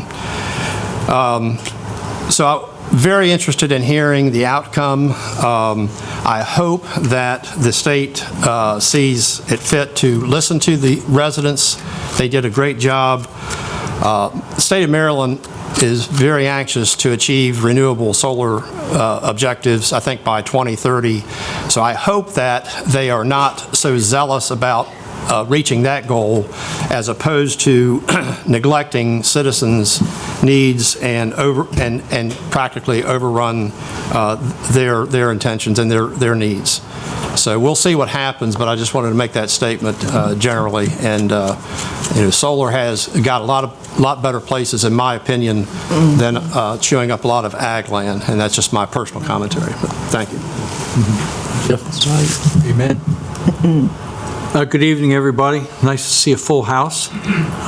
Always good when we see everybody come out and share their concerns. Data shows that a first responder experiences 600 to 1,000 critical or traumatic incidents over a 20 to 30 year career, compared to 1 to 3 for the average person. I'm going to fully support the salary increase for the sheriffs. I think I have a better than average understanding of what they go through on a daily basis, and I have a unique appreciation for the men and women who go out every day and help people that they don't even know. And we need to support them as much as possible. On another note, earlier today, I attended an event at the Civic Center recognizing the Wicomico Health Department for Public Health Week, which is yesterday through the 12th of this week. So if you see a Health Department employee this week, or any day for that matter, say thank you, because one of the things I spoke about is nobody in the public really knows all the stuff they do. And we don't hear about it until there's a pandemic, or it's Wicomico Goes Purple Week or something that's all over the news. But those men and women in the health department, they really do an incredible job. And I also had the honor of recognizing Jerry Jones, who was selected as the Outstanding Public Health Leader for the county. She serves with the health department and has spent 25 years in the mental health field with the health department. And what an incredible person. I'd also like to congratulate the Wicomico Sheriff's Office and all the allied agencies. They had a press conference earlier today talking about this large-scale drug trafficking organization, and yet another example of agencies working together, getting the job done. I'm sorry I was not able to attend. Still can't figure out how to be in two places at once, but when I figure it out, I'll let you all know. That's all I have, Mr. President. Thank you, Joe. Thanks, everybody, for coming. Biorefineries, DAF tanks, solar fields, my gosh, when will it end? I didn't get a chance today, or I didn't have the opportunity to listen to the county executive's Facebook post or the post that she was criticizing. And we didn't really, the council didn't know about this biorefinery issue on St. Luke's Road. But there was a letter that went out. Now, if you were just a citizen and you got a hold of this letter, I'm going to read the first couple sentences, and it's about 3 long paragraphs that identifies the farm and all that. But this first sentence, if you read this, it says, the Wicomico County Department of Public Works is pleased to affirm our desire to partner with Morgan State University Center for Advanced Energy Systems and Environmental Control Technologies for their proposed project to produce high-quality briquettes by combining non-recyclable municipal solid waste, residues with poultry litter, We understand these briquettes will be used to generate singes for on-site energy production at a nearby Bethel poultry operation in Salisbury. Now, if you didn't know anything about all this and you read that, and since then, the Public Works Director has come out and basically, I guess, kind of corrected what the intent was. But if you just read that, what's that say to you? It says to you that this is what the county wants to do. Now, in the end, let's see, this was carbon copied to Julie Giordano, Bunky Luffman, Mrs. Gianna Henry, Stephen Chamberlain, and Andrew Illuminati. So the council, here we are again, we're surprised. And in their defense, if they don't want to go in this direction, and they've discovered that it's not zoned, it's not, in their defense, maybe this is all going to end. I hope it does. I'm not sitting here criticizing them for what is said here, but what I'm saying is if the citizen just read this letter, they would think, oh man, what's happening next? We had a statement about tax differential a few minutes ago. I retrieved a copy today, or had a copy retrieved for me, of a study that was done in 2010 for the city of Salisbury, or for the county, but it was about the city of Salisbury, Fruitland, and Delmar. It would be very advantageous for these municipalities to get a tax differential. And the real reason is not because taxes in these municipalities would go down. The real reason is they would be able to raise their rate so they would get more money. And then the county's revenue would go down, so then the county would have to raise their rate to maintain the same services that we maintain now. So the tax differential, I think, is it would be pretty ill-advised to go down that road. That's all I have, Mr. Cannon. Thank you. So, happy Easter. I agree with Joe on the tax differential. I think that would be ill-advised. We offer a lot as a county. We pay for all of our schools. And so we have our own sheriff's department that services most municipalities. I want to clear things up. A couple weeks ago, on a Sunday, I called one of the guys that heads up the West Side Neighborhood Alliance. And I won't name his name because I don't think that's appropriate. But I was talking to him, and I asked him about the town hall that's going on and what to be expected, and what are things that concern him and what's going on for the community center. And he said, James, one of the big things that we have right now is we've got a leak in the gymnasium, and we've got to put a kiddie pool out to catch the water because it's fallen and it's hitting the gymnasium floor and it looks embarrassing. So I didn't realize it was that big of a leak. So what I did was I got off the phone on a Sunday, called the executive, and the executive said, okay, well, let me look into this right now. And so the next week, they were able to come with me to the actual town hall, and we were able to say, hey, look, we're looking into this. We're going to, Bunky Luffman actually told me that they have a guy coming out to give them an estimate. Then we're going to try and do some sort of emergency funding to get the roof repaired, because it's just common sense. I agree with Mr. Atkins. It's common sense. We got to fix the roof. It's the prime investment. If you don't have your roof fixed, there's no need on fixing the floor or painting the walls because the roof's leaking. So it's a no-brainer to get this thing fixed if we are provided with that amendment to the budget. I know it's in 2029, but if we can get it moved forward, I think the residents down at the west side would be very grateful to that. And I would like to add, and I'm going to advocate for them a little bit as well, because I went to that town hall, and that was an amazing town hall. It's a completely organic group because we've helped them out with the agreement so that they could actually use the building.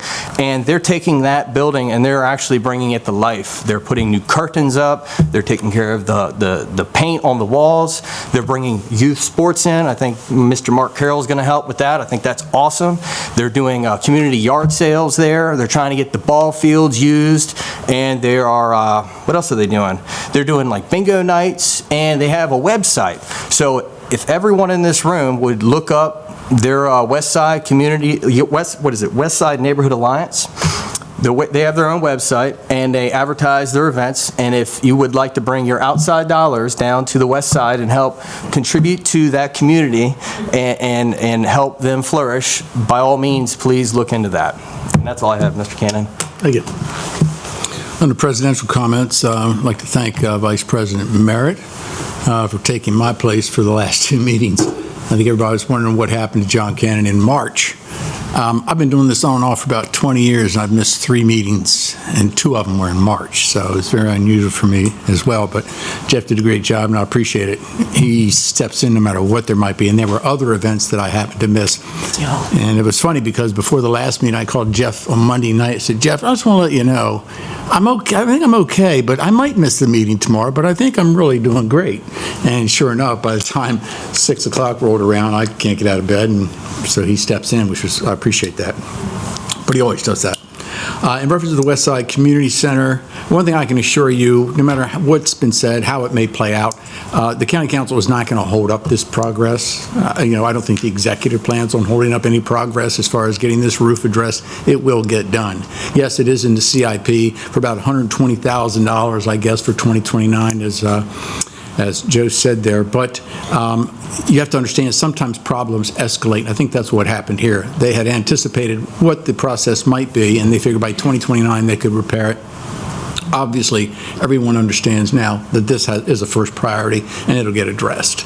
And we understand, the council understands, even if we would have to go into emergency session, because I'm guessing it's going to be much more than $120,000 and probably require a transfer of funds. Even if we have to hold a special session, we can get this moving in a timely manner. So thank you, though, for being concerned about it. You have every reason to be. Mr. Scafino, you had mentioned the fact of the DAF tank. I was there with the DAF tank in Hebron. I understand it. To me, it was a terrible debacle. And as was said earlier, the council knew nothing about it at all. This was a process that went pretty much through the approval based on what the state of Maryland said to Wicomico County and Wicomico County Planning and Zoning. And their position was specifically that this DAF tank was a soil amendment and was quite legal to be in that location. The only caveat was that they could not sell it to someone else. They had to use it for their own farm. And if they were to sell it to someone else, it would then all of a sudden be an industrial use and not an agricultural use. There was also concern that the local neighbors had about whether or not it was composting, and evidently if there is considered to be composting within this DAF tank, then it also falls outside of the parameters of what was approved. But that has been challenged, but the concern we have, not the concern we have, but the concern that the neighborhood has, is that when they did file, they were told that they had filed too late, and that's why it was rejected. And at this point in time right now, it is still under some sort of litigation. But that was the basis of it. I went out there after the DAF tank was there with 20 people, including probably 10 from the state of Maryland, which I'd never seen ever before. But they were there. Maryland Department of the Environment was there, Maryland Department of Agriculture was there, and they sat there and said that, yes, this is not an illegal use. It is well within the zoning requirements, and we endorse it. So that's what we had. The ironic thing is that when I first got out of the car, I had to fight to keep 350,000 flies from getting in. So, there you have it. But that was something that completely bypassed us. I think, having learned the lesson and also having Miss Tracy Green, Ms. Taylor in this seat now with planning and zoning, it's not going to happen. As you see, with the Hickory Mills biorefinery, I think we were on that immediately and addressed it. And he still wants to litigate that too. They all do. But I think that's important for you to realize some of the changes that have occurred in the county over the last few years. I also wanted to share with you, and I would read to you, I'll keep it brief because I only have 3 minutes, but this is a letter that Mr. Adam Corey sent to me today as Acting Director of Wicomico County Public Works. I said, "Good morning, Mr. Cannon. I certainly understand the concern over the Morgan State project." And he was very concerned about this because he also called me to talk about it. Very, very upset with the perception that's occurred here with the community. He said that I want to assure you, the council and the public, that we will not proceed with a formal partnership nor engage in the pilot program without knowing the entire scope of the project, how and if it can be properly zoned at all or permitted, and that it does not pose a risk to public health and safety.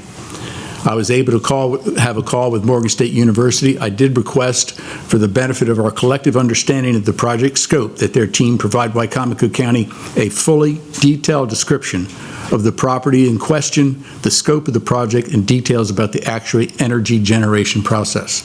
I further reiterate that all of this must be founded on proper zoning and permitting, and that the county would not proceed with any formal plans whatsoever unless those things were in place. And this is what he shared with the university, and they agreed. They said they understood. He goes on to finish that Department of Public Works, via the letter of support, simply opened the door for a conversation on a concept. That conversation is that conversation is not without conditions. We have no desire to have even a pilot project considered in our county that might run afoul of zoning, permitting, or negatively impact the greater good of our residents. And this is signed by Adam Corey, who was up here earlier this evening. I feel that it's very confident in stating, from my perspective, that Wicomico County has never been safer with Ms. Tracy Taylor and with Mr. Adam Corey in the position they are as to safeguard our property values and the personal safety of the individuals in Wicomico County. I think they're some of the most conscientious individuals I've had the opportunity to work with. So that being said, entertain a motion, council, to adjourn so that we can go into open work session. Second. All those in favor say aye. Aye. Opposed? Motion is carried. Legislative session is adjourned. Oof. I hope she put the bourbon in there like that.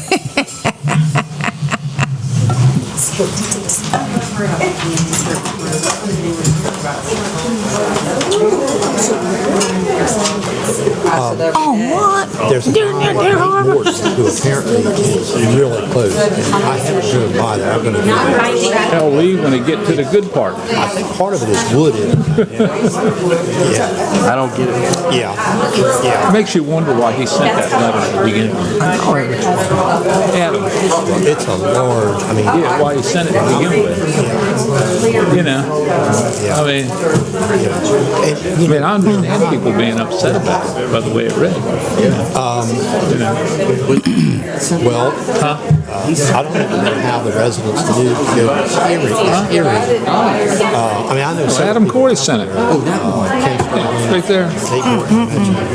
Greg. Adam Corey sent it. The one I read? Adam sent it. Okay. He says, we're pleased to affirm our desire to partner. Yeah, you're pretty close. You see what I'm saying? I don't. Now he's backed off, and that's fine. And I said that. I said I think he's kind of changed. Sent letters. It was over here. Any different? You would think well, you take priority. Yeah. Before that, you're just for the solar. That's what not necessarily. That's what we did. Yeah, I started We put a signage. Anybody Morrison. On that main drag, I think could tell you Justin. I read up on it again. There's still a comment period. They had a muscle massage. I'm trying to find it myself. I went to the meeting. I know, I went to it before. Link or whatever. I'm going to try to chase that down, and I'll tell you what, if you want me to, I'll try to get that to you. Sure. I'll give you my name and number. Yeah, go ahead and write that down. I didn't realize it was pencil, I'm sorry. There's a pen right there, right below you. Use that. You won't break that one, I don't think. Pardon me? That's terrible. I can't hear you. Terrible. Yeah. The question I've got, Amy, is, I don't look 3 miles from the fire. When I seen that this morning, I'm like, dear. oh, I know. So we saw. As soon as I find out, first off, I don't know if you had to sign up just in order to be able to make the comment, but they've got a link or something that you can send comments, and I'm going to send one myself, actually. And it would be 30 days from this past Thursday, I think, that we've got to send that, I believe, if I got that. Or maybe it's just the end of April anyway.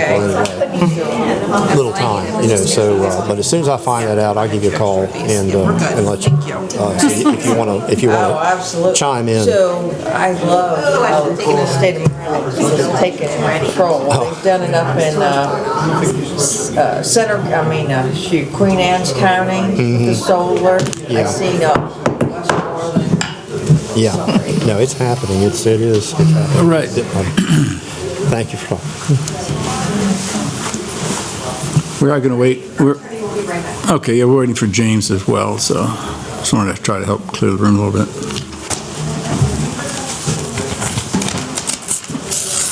Hallway back here. Get over here and put something to eat. I was just getting ready to say, okay, it's 7:40. It's going to be an hour. I thought this was going to be a 10 o'clock. Maybe an hour for this.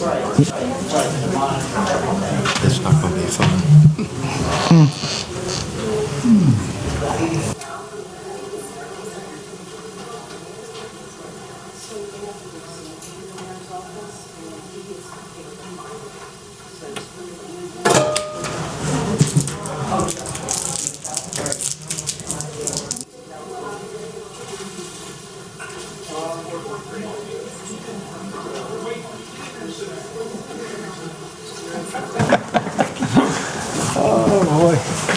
I had to go get him. Yeah, sure. He had to go get some candy. I should have bought a bag of chips or something, Jeff. There you go, yeah. Better go get a plate.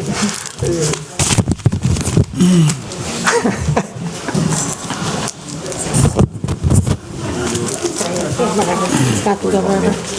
On the end over here, wherever.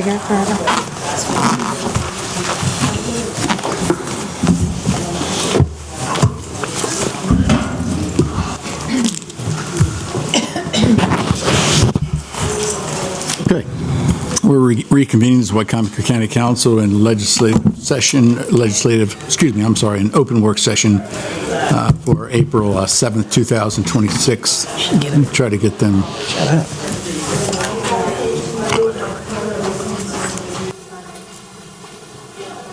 The first item on the open work session is the collective bargaining agreement between Wicomico County, Maryland, and the Office of the Sheriff, Wicomico County, and the Wicomico County Fraternal Order of Police Lodge, number 111.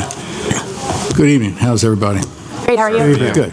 For the record, we're recording, right? It's for the record and for the public. If you could state your name and your position for the record, we appreciate it. Scott Schubert, I'm representing the collective bargaining unit.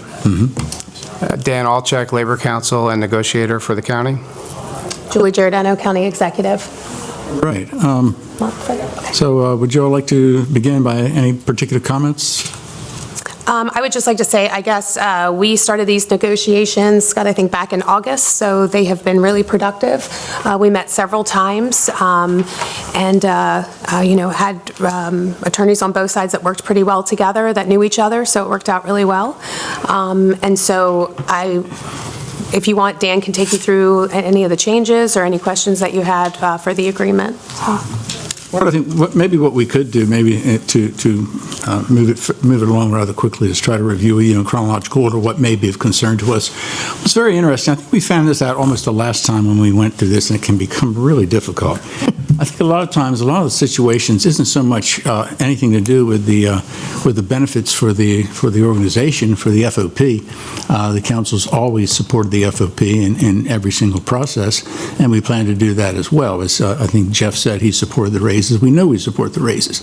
It's usually all the little minutiae as far as other elements of the collective bargaining agreement that sometimes can compromise the process, not only maybe this year, but in the future years, as to what, in certain instances, what the role of the county council is and what we feel is intended to be based on the charter and based on the county code. So those are really some of our main concerns that we want to express with you today. So I just really want to reiterate that this doesn't get tangled up or twisted to suggest in any way whatsoever that we're not in favor of what the Fraternal Order of Police is asking. We 100% support the deputies and the sheriff. So, Dave, any comments? No? Okay. Let me go really quickly over to what I have. And I'll ask the council members too, if they have any concerns as we go through this. Of course, Article 1 is the agreement. Article 2 is recognition. Article 3 is union rights. We have Article 4, and stop me if there's something you want to discuss. Article 4, we have non-discrimination. Article 5, everyone has the copy and everyone following? Mm-hmm. Article 5 is Joint Labor Management Liaison Committee. Article 6 is wages and premiums. Article 7, no strike, secondary boycott or lockout. Article 8 is duration. Article 9, clothing allowances. Article 10, health and welfare. Article 11, severability. Article 12, personal pronouns. Article 13, printing of agreement. Article 14, vacations, holidays, days off, and special leave. I think here's where we saw some changes. The employees requesting 6 personal days. I believe we just went to 4 personal days from 2 to 4, didn't we? Was it last year with the employees of Wicomico County? I think so. I guess maybe the concern might be as whether or not we plan to do that with the employees as well. At this point in time, we hadn't looked at it. This was just something that was negotiated. We had gone back and forth in kind of a horse trade. There were a couple of things that we had struck out. One of them was a physical fitness bonus of $1,000 per deputy, so that would have been, about $98,000 to $100,000. So this was something that we felt we could kind of horse trade with, and we right now fund each deputy for a full-time, at 260 days, so their entire salary is funded. So adding 2 days doesn't really do too much of a financial impact, with the county budget. And sometimes I think what Bob had suggested in an email not too long ago is that it would be nice to know what that fiscal impact might be. I believe that's probably what's required for the council to make any final decision, is what those type of funds, no matter how minuscule it might be, something that states what that fiscal impact may or may not be. I don't want to belabor it, sure, but it's just a point, I think, a valid point that was made. Pam, why don't you tell us who you are, Pam? If I may talk, Pam Olin, Finance Director, on the personal days. The impact is not a calculable number because we actually fund the employee for a full year. So whether or not we give them 4 days or we give them 6 days, they're going to get paid for a full year of coverage. Where there could be a cost to the county and the amount is not able to be calculated would be if somebody else has to cover a shift on an overtime basis because somebody is out on a personal day. But it would depend on who is the shift, how many shifts, and what rank, how many people, and if we are fully staffed, then that also brings down our overtime number. So those numbers themselves as the executive stated, it is not a large number, and we fund the employee for the full year. So us adding 2 days does not, on the salary basis, increase anything. Where it could increase is on an overtime basis, and we fund an overtime based on historical knowledge and the level of employees that are vacant. Thank you, Pam. Any questions, Dave? Just a comment. As we are looking for a fiscal note on that represents the changes, and understanding that there's a lot of moving parts, and I clearly understand what you said, that part is not calculable, but for whatever parts are calculable, if you could just, maybe not at this sitting here, but at some point in time, just give us that snapshot. Again, we're very much in favor of the bottom line requests and the large ticket items, but to be able to see that number in one sitting would be very beneficial, so we can say, here are all the changes, this is the value, understanding what you're saying. I know, and there's probably some that are so small, so much minutia that maybe they're not interesting, but the big picture is what I would be interested in seeing. So, just really quick, it would be, some of them are easier to do than others. So for personal days, as Pam explained, I'm not going to go back into it. For the sick leave, for example, so we already do the service time, already for sick leave. We are just adding the catastrophic. So there are several, and we have this for our county employees, the catastrophic sick. It is any sick time that's occurred after, 1040? Yeah. Yeah. So we're just, what has happened is that when somebody earns this catastrophic, it's actually basically like they lose it. They can't use it. It's not the first thing to come off if they use sick time. It just wasn't really working probably the way that it should. And they asked, could that be used as service time as well? So there will be a bit of a financial impact.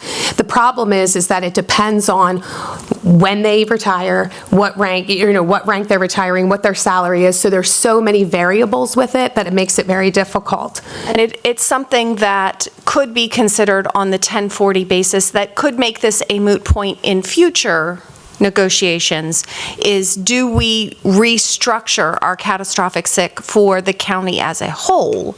Right. That then makes it a better benefit and maybe not a service time thing. But that's not what's on the table at the moment. On the table is making this a service time because our current catastrophic policy is not beneficial to the officers.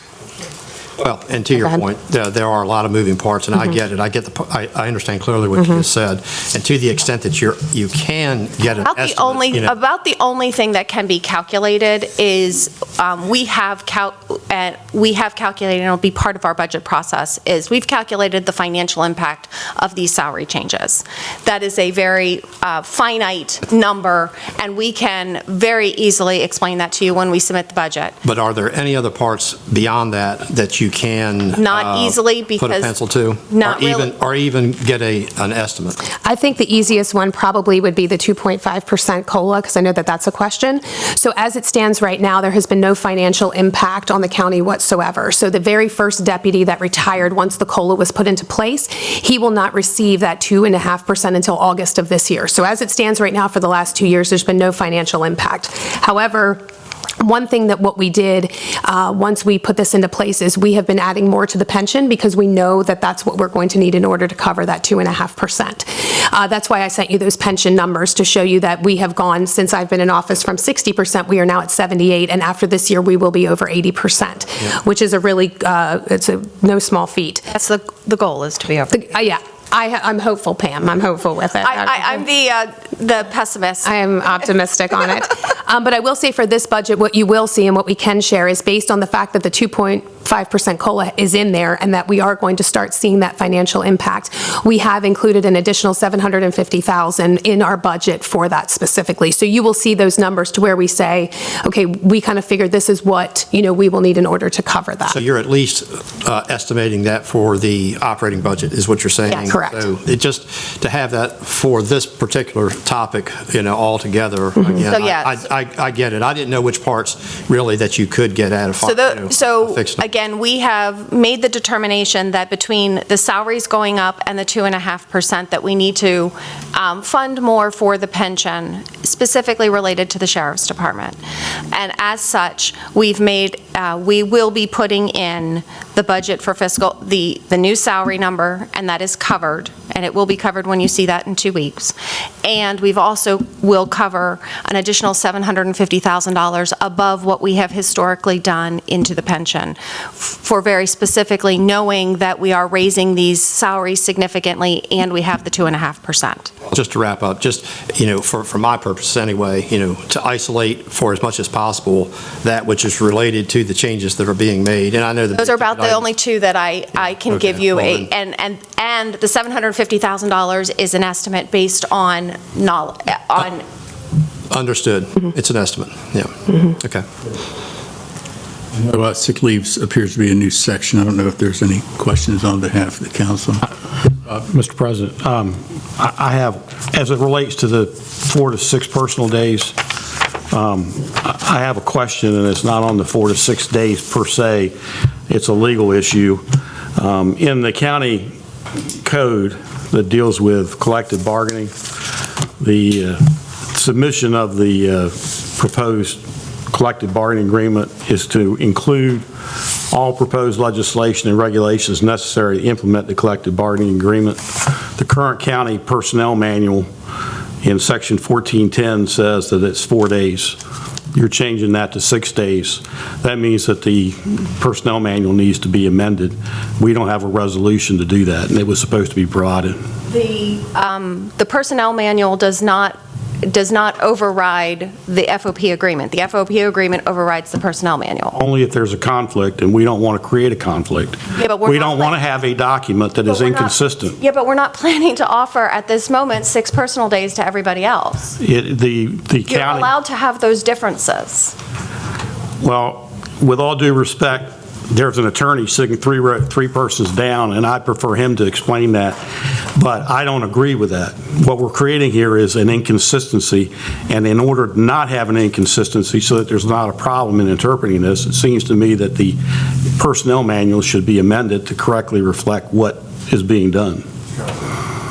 So what I can say is that it is entirely common for there to be differences between a collective bargaining agreement and a county or municipal personnel manual, and as Pam said, as provided in the agreement itself and elsewhere, when there are inconsistencies, then the collective bargaining agreement supersedes and takes precedence over the personnel manual. I understand sort of, for other reasons, it may be easier to then update at some point the personnel manual or modify it in some way, but the fact that there may be a conflict or a difference between them is not in itself legally problematic in any way. Well, isn't it preferable that they be consistent? In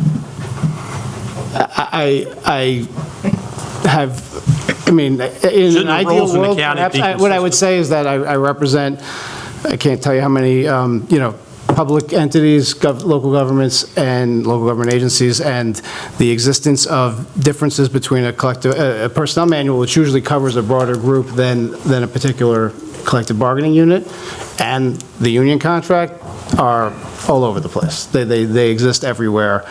That is the norm in my experience. So you look to the collective bargaining agreement and you see what's there, and if something's not covered, then you go to the personnel manual. So again, I have never been troubled, or anyone I represent have been troubled by the existence of any of those inconsistencies. How hard it would be to present resolution?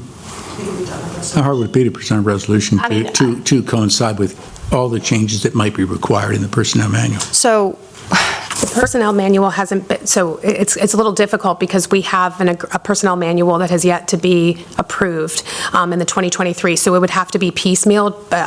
So we do have that resolution specifically, the one that we gave the 4 personal days, but we've done bits and pieces, so that resolution in itself, if you want it to say 4 for the employees, or just would you like it to say 6 for the deputies? I think that's the biggest reason for making this happen through a resolution, because it's so confusing for the public and the employees to understand how we are separating the deputies and their, what benefits they may have from the standard employee. It's very confusing And that might be all the more reason that we should have a resolution for that, stating it. And not piecemeal or not, at least it'll be one step forward that we've known, one page out of 300 that we know exactly is what is intended to be in 2026.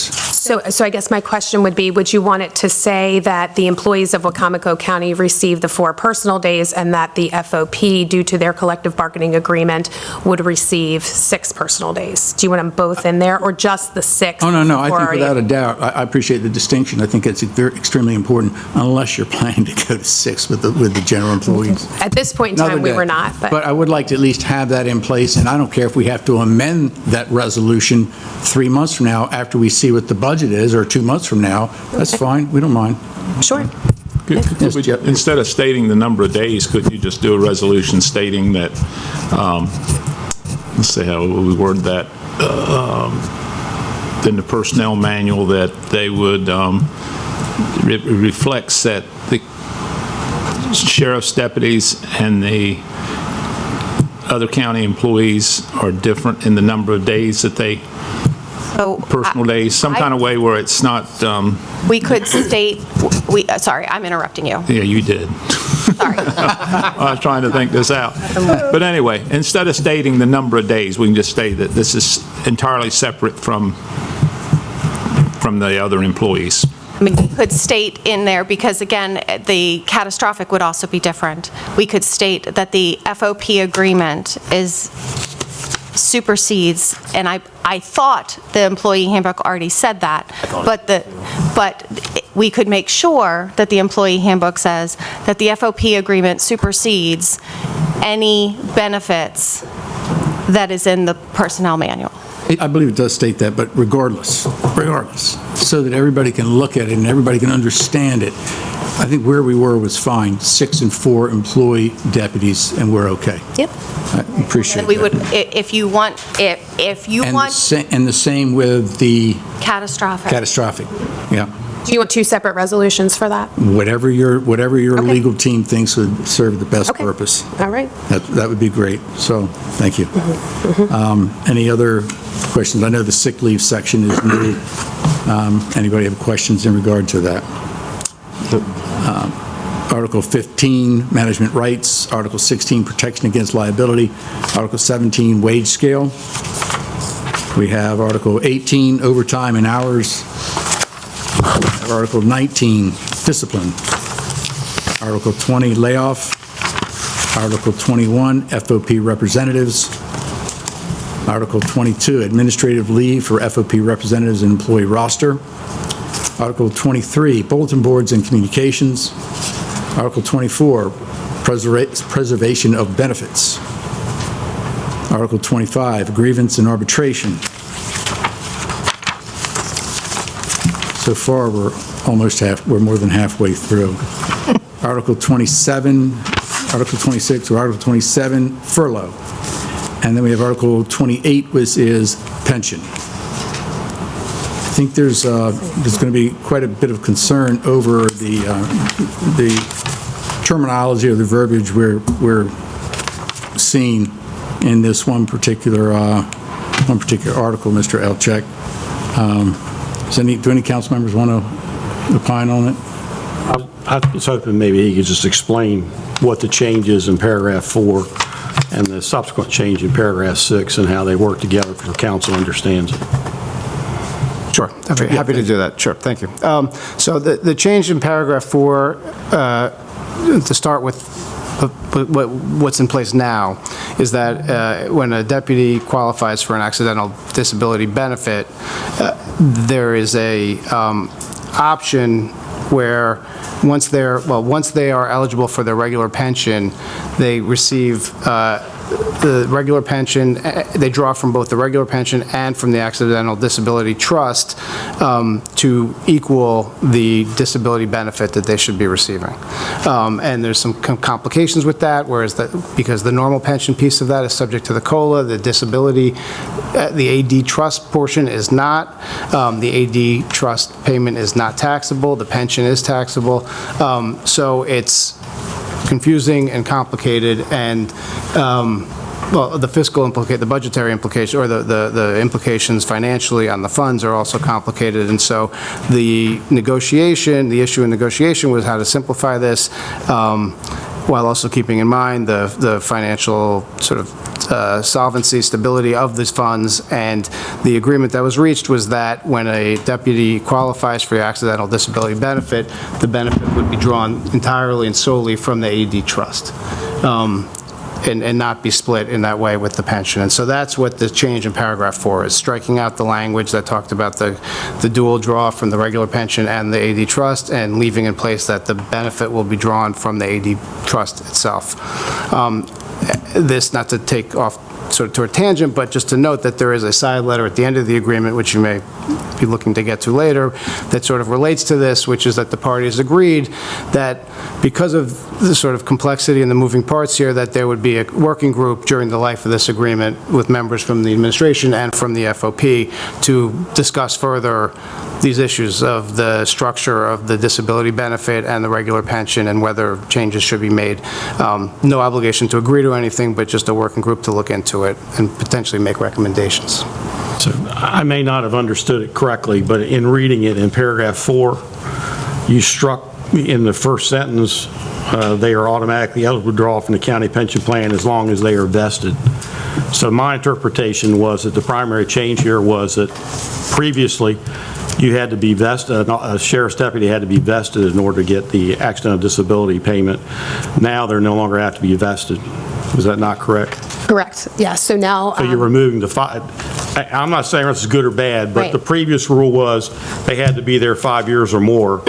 Now, if a deputy is eligible for accidental disability in year 1, year 2, year 3, Or in the academy. they get... Yeah, and actually, that is actually how it was prior to the 2024 agreement. So the 2020 agreement had it all drawn from the Accidental Disability Trust, and it was from day one. When we shifted from, doing the 2024 agreement, then we decided to split the payment. So they would come from the pension and from the Accidental Disability Trust. We had to make it that you had to be vested because you don't get any of the pension if you're not vested. So we needed them to be vested in order to get that.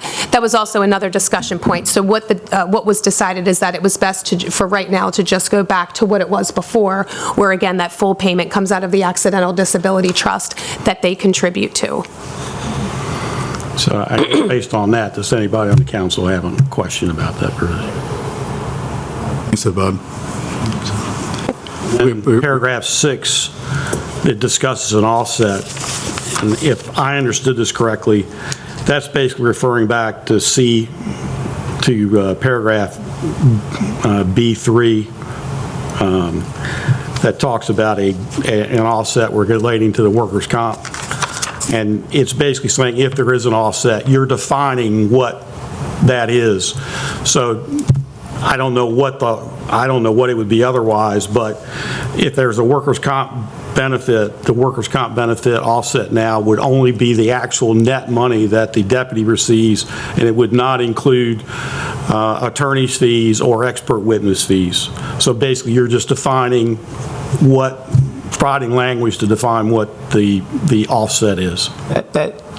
I don't mean to interrupt, but yes, that is exactly. I just want council to understand. And your explanation is exactly what was done here. I'm surprised because this is not my area, but that's what I got out of it. I'm glad that it was understandable.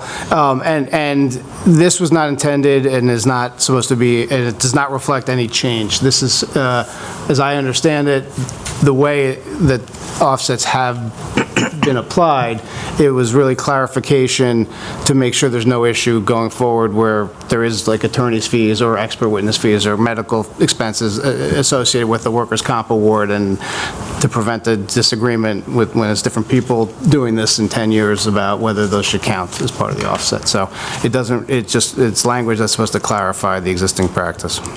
Should there be anything in here referencing interest rates? And interest, because if I remember, a big concern the last time we went through this was that they were being charged interest on the money that was creating the offset. Am I right? So I was wondering why that maybe wasn't in here. as to whether or not it's continuing or whether or not it's been waived. I'm not quite sure.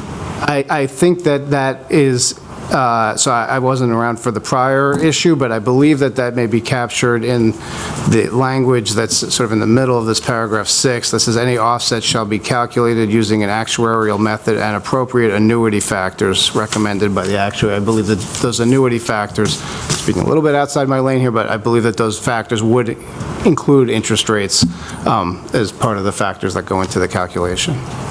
And then moving down on number 2, I think that's a good one. I believe that does say that the deputies before wanted to pay the whole offset off, right? And the county said, no, you can't do that. And I thought that's pretty incredulous that you want to let somebody pay off a debt when they're asking to do it today instead of over the next 10 years. So I think that's a real positive change. Moving on, any other questions from anyone there?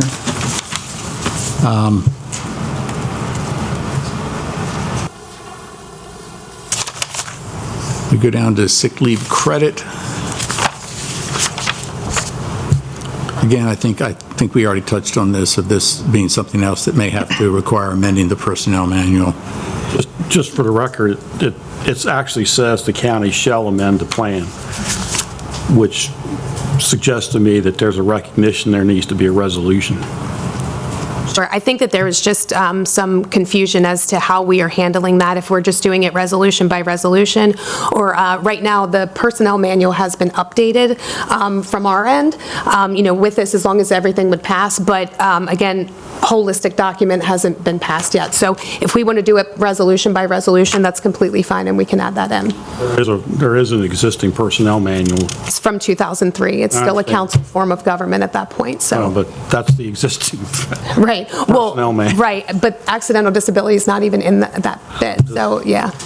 I completely understand. So we may just have to do it resolution by resolution. So the next time we come in front of you, we'll make sure to have those resolutions, all 3 of them. That need You to have be one changed. resolution for all the changes, I think. Okay. One per. Okay. And I don't know if it applies to retirement credit, sick leave, buyback, and contribution. Okay. Yes, Jeff.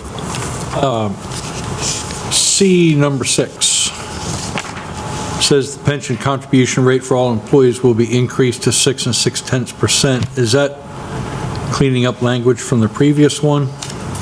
So that is actually just the dates are changing. Yeah. So we had increased theirs because of the COLA. Yeah. So we had put that already in there. So yes. That's actually left over from the previous. Correct. Or the current one. Correct. Yeah. Okay. Thanks. Sure. Hang on 1 second.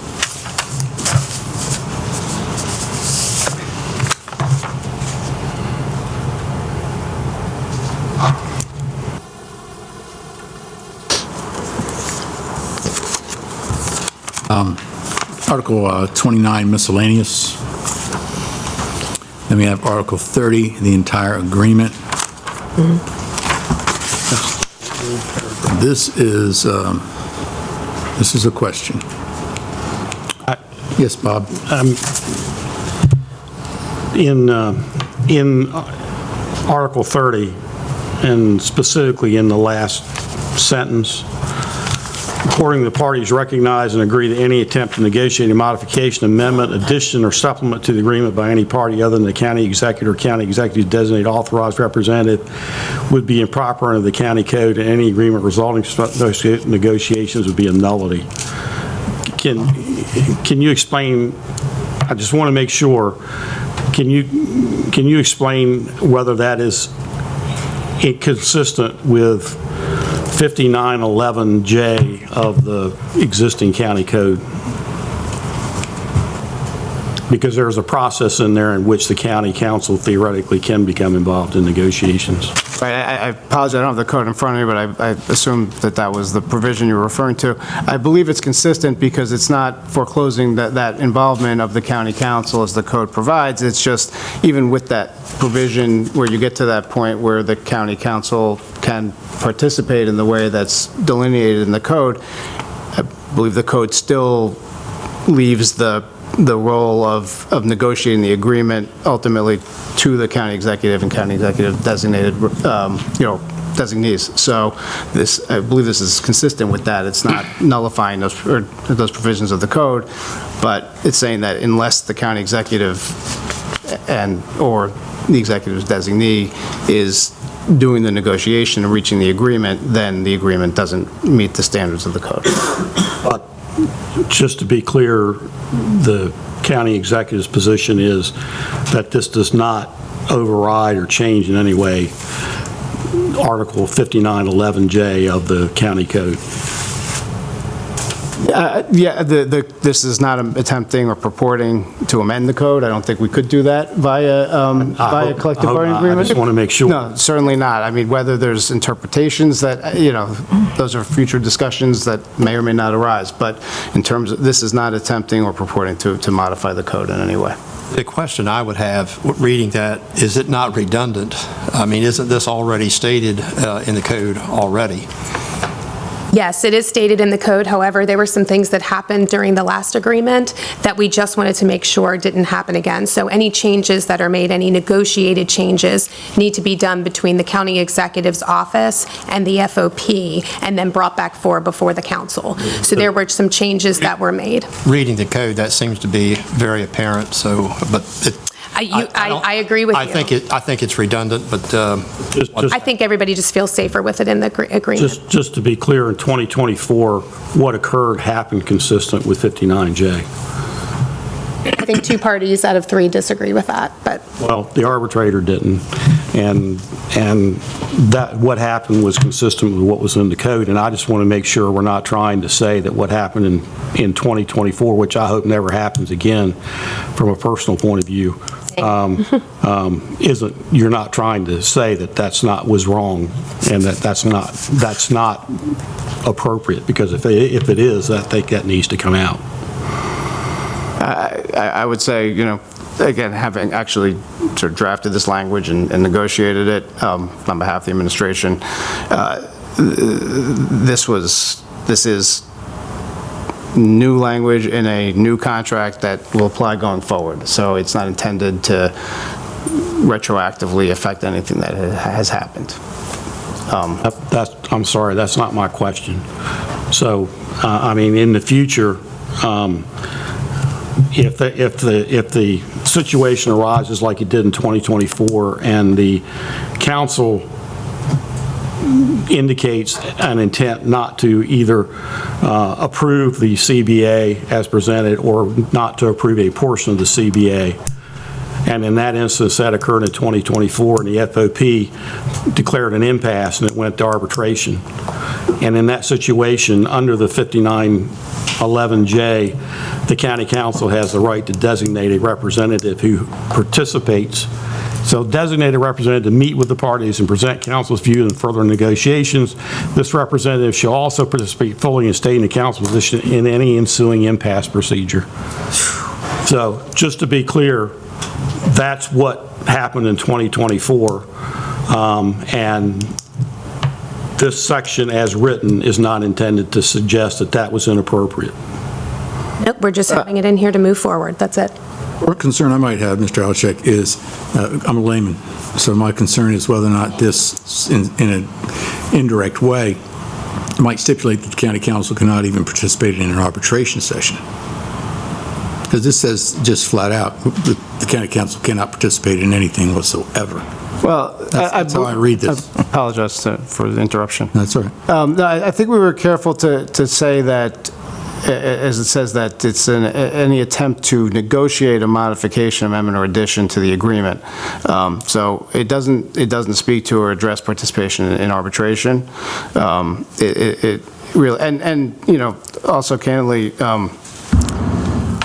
and I'm not speaking to anything that's happened here, just representing government entities in collective bargaining, there are times where different parts of the government is talking to the union while negotiations are going on, and different parties think that there's an agreement or understanding on things, and that can lead to problems, as you might expect. And so that's part of also the reason for this, is that there's one channel of negotiation. The code says what it says, and when there's a role for the county council in the negotiation process, this doesn't change that at all. So this doesn't sort of conflict with the code, whereas this might suggest that the council has no role in arbitration? No, sir. Okay, thank you. Any other questions, Bob? Any other questions from council members?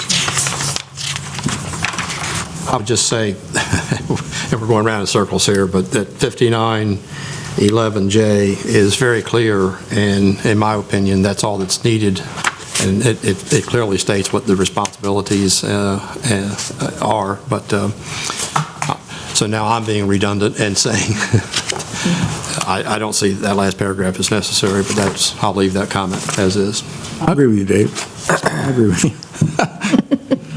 Next, Mr. President. I appreciate your opinion. Just the negotiated parties just felt differently. But as we said, it doesn't take anything away from what the council can do if it goes. We have Appendix A, the clothing and equipment list. I was telling somebody the other day, I could have sworn sunglasses used to be in that. I think they got a grant for those, for the sunglasses and for boots, right? Yeah. That's correct. Yeah. The Eric Estrada. Yeah, right. Yeah. It's not going to be a sticking point. Appendix B, is this the fiscal note? Is this any portion of a fiscal note? Because I recognize that it's establishing the steps and things like that, but I mean, from my perspective, I don't understand how we might be able to take from this any idea of what the full fiscal impact might be. The full fiscal impact is not in the FOP agreement because it's based on the number of employees and what employees are at what rank and at what position at the point in time.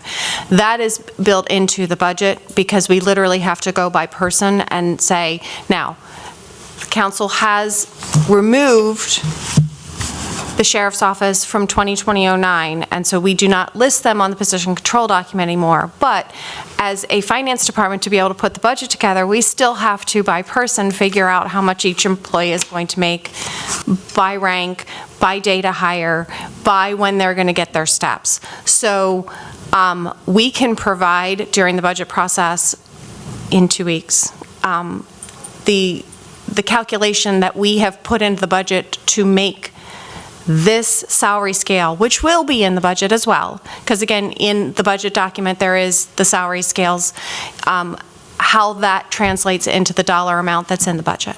So you're just saying you have not had the time yet to put all that together, but we will see. You will see that. Okay. So yes, we have it by person at the moment. Have I sat down and we've thrown a full number into the budget, but have I made it such that I can present it to you this evening? No. Questions from anyone? We're moving on to Appendix C, disciplinary procedures for complaints relating to allegations of misconduct prior to July 1st, 2022. No comments. And then we come to Appendix D, pension review committee side letter.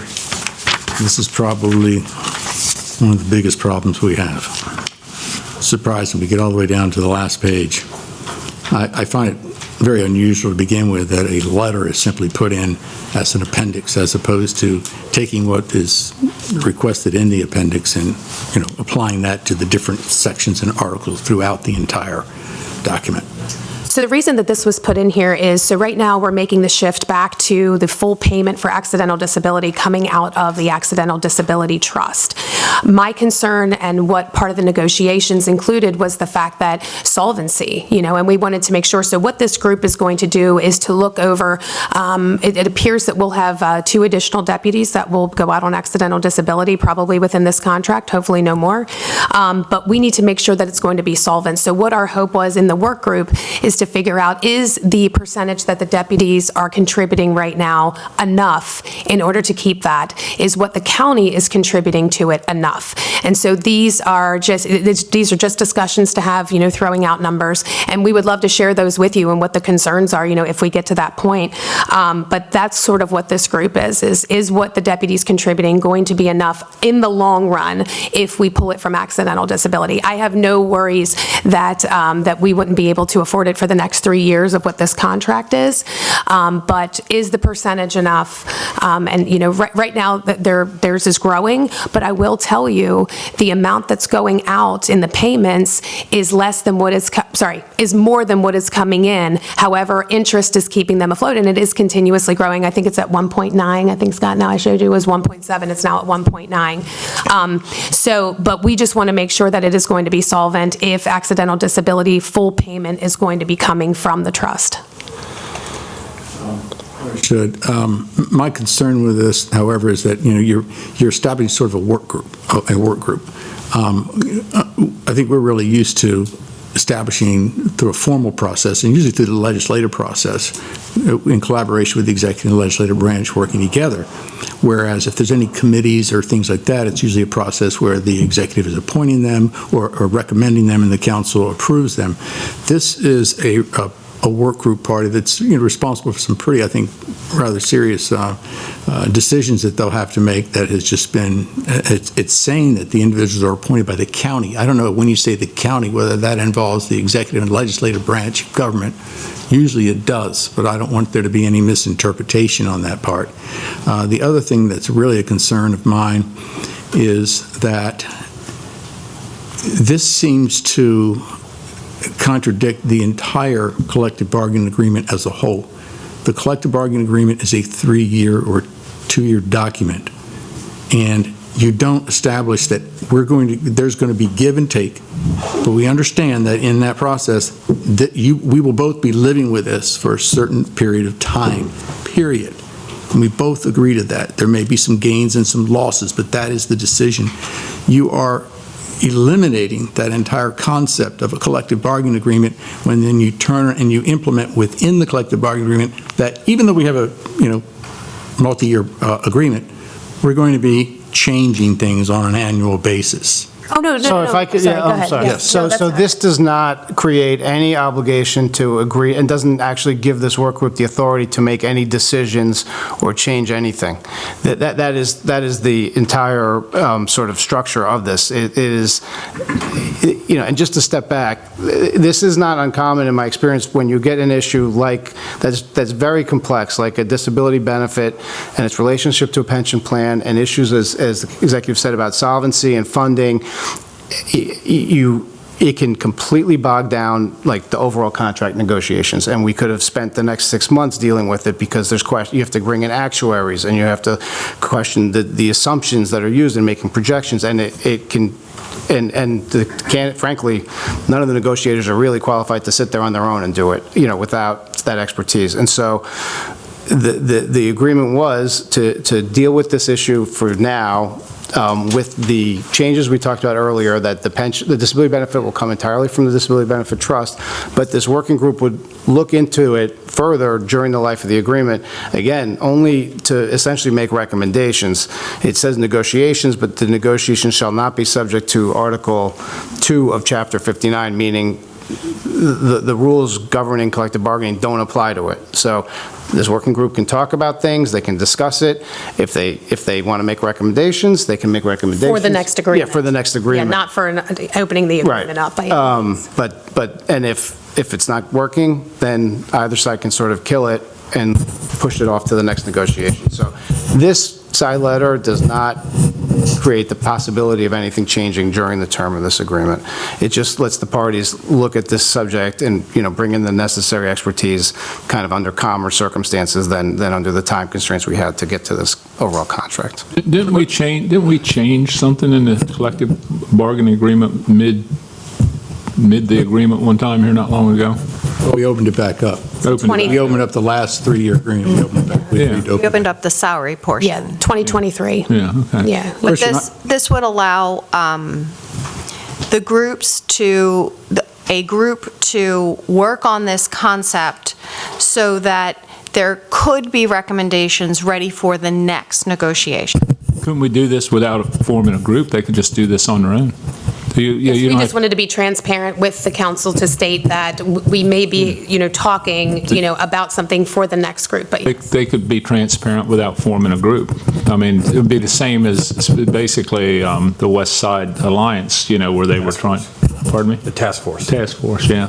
So, I mean, I don't think it has to be in the collective bargaining agreement for 3 deputies or 3 officers of the FOP to get together to make recommendations, study the FOP agreement that they're currently working under. I don't think it has to be in it shouldn't have to be in there for them to have to do that. They can do that on their own. What troubles me, however, is the statement where it says, upon conclusion of the work group's effort, either party may reopen the agreement in the 2nd or 3rd year solely for the purpose of negotiating changes to the pension plan.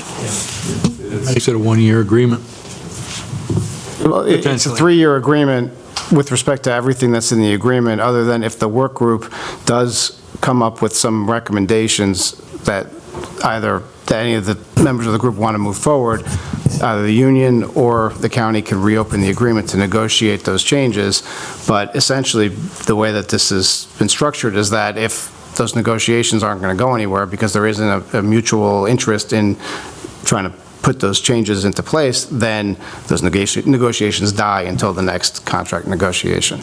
County executive said a while ago that you'd spent 9 months working on this one, so it looks to me like this is going to just be a steady project all the time, by the way. It's one issue, just to be clear, because this is one issue. This is the disability benefit, not the other 29 articles in the contract. It's expressly limited to, and I understand this may be a new concept in this collective bargaining relationship. These working groups are common, so that's why, there's been sort of experience with this, that it's a single issue, limited to that issue, to prevent the collective bargaining process from getting totally bogged down in this very technical, detailed issue. In the first paragraph, it says appointed by the county to study the county's pension plan, including the sworn deputies' accidental disability. So why are you, based on that language, are you suggesting it's limited solely to the accidental disability? Because this suggests to me it's the entire county's pension plan that's being discussed. Because that's what this says. Right, so the payment right now is coming from the county pension plan. So we would have to look at both the pension plan, and then we would also have to look at the accidental disability trust. So both entities need to be in there to figure out what is the best situation. Should the deputies have a split payment where part of it is coming from the pension that they have contributed to, along with the trust to complete the offset, or is it solely going to come from this trust? So that's why both entities are listed, because it may be more beneficial for us to say, okay, well, for these 3 years, we're going to do it from the trust, but it may be more cost efficient or better to come from a split payment with the pension plan and from the accidental disability trust. So, I'm sorry, go ahead, sorry. Was this brought up by the administration or by the FOP? I see you wrote the letter to, so was it brought up by you or by the FOP? It was actually decided upon within a group setting, that we would form a work group. And I would say it emerged organically out of the discussions. We were attempting to discuss the issues that this letter covers about the solvency of the AD trust, and there were starting to be questions brought up at the table. Well, do other jurisdictions, do they separate the disability benefit from the normal pension? Are they is there a single fund that covers both? Or how are they? And it became too much. I mean, it was too much to figure out while we're trying to close an agreement on these other issues, core issues of pay. So again, that's why it was decided. So, I think it was a mutual idea that the best thing to do is to push this off to the side and look at it during the term of this agreement and not leave it to the compressed time period that we have for collective bargaining. So in other words, you're saying you didn't have it figured out before you brought it to the table? No, the biggest issue is they very much want a tax-free benefit. And that's what it's stated, that the accidental disability benefit is tax-free, 66 2/3 tax-free. The disability trust allows that to happen. What the issue was, and what we came across with our pension attorneys, is that if any payment comes from the pension, it has to be taxed. So what was happening is they would get their normal pension amount, then the rest of it would come from the trust, which was not taxed. So that was the deputies, when they were talking, this was the biggest decision to make. Do you want to have it come from the pension, and you'll get the COLA with that piece, and then with the rest coming from the trust? Or do you want it fully from the trust at tax-free? At this point in time, they've chosen tax-free from the accidental disability trust and not have any portion of it be taxed for those who were injured. So that's where that was coming in. But they also understood too, and I told them, I said, the biggest thing to remember is that if it's coming from this trust, there could be a solvency issue. Maybe not anytime soon, but eventually. Question is it going to be sustainable? Yeah, well, that's what this work group would look at, and figuring out if we're going to continue with the trust, the payment coming from the trust, do we need to have the deputies contribute more? Does the county need to contribute more? The language reads, that if the trust becomes not solvent, it's the county's responsibility to bring it back up. That's what the language reads when this was first introduced. So there were a lot of things to consider, and it was actually recommended altogether by both attorneys, the FOP attorney and our attorney and the group, that we would, for right now, keep it as the 3-year agreement coming from the trust, but that it needed to be further explored. I'm sorry. I'll let you go, but let me ask one. Go ahead. You go first, Shirley. In the second paragraph, you've already addressed this to some extent, but the sentence that says such negotiations are not subject to Article 2 of Chapter 59 of the Wicomico County Code. And of course, Article 2 is the entire collective bargaining code section. So just to be clear, on July 1st, 2027, we're after the 1-year period, the working group says we want to make a change. And the executive agrees with the change.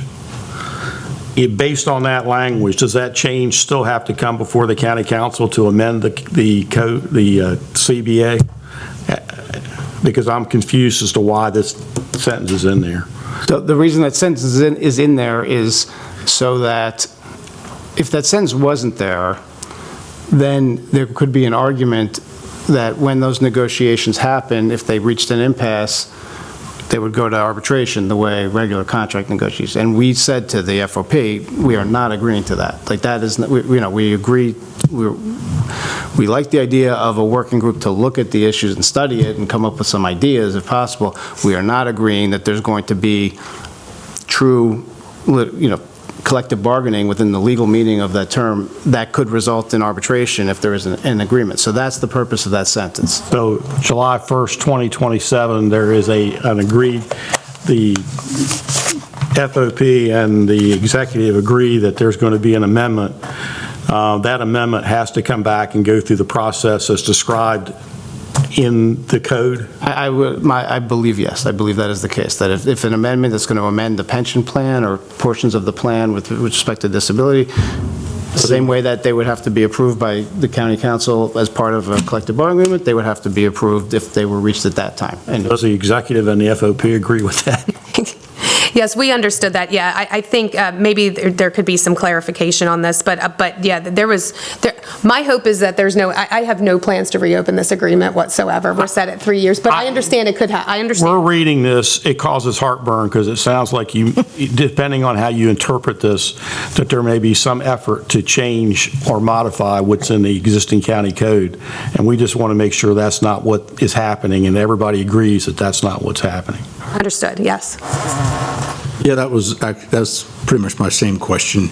In this statement, are you saying that you are reaffirming to this body that the negotiations shall not be subject to, or is this sentence in there with the intent of eliminating Article 2, Section 59's oversight in regard to this? I appreciate the question, and so to be perfectly clear, this is not intended and does not mean that there's this new channel of bargaining that is not under the purview of the county council and the code.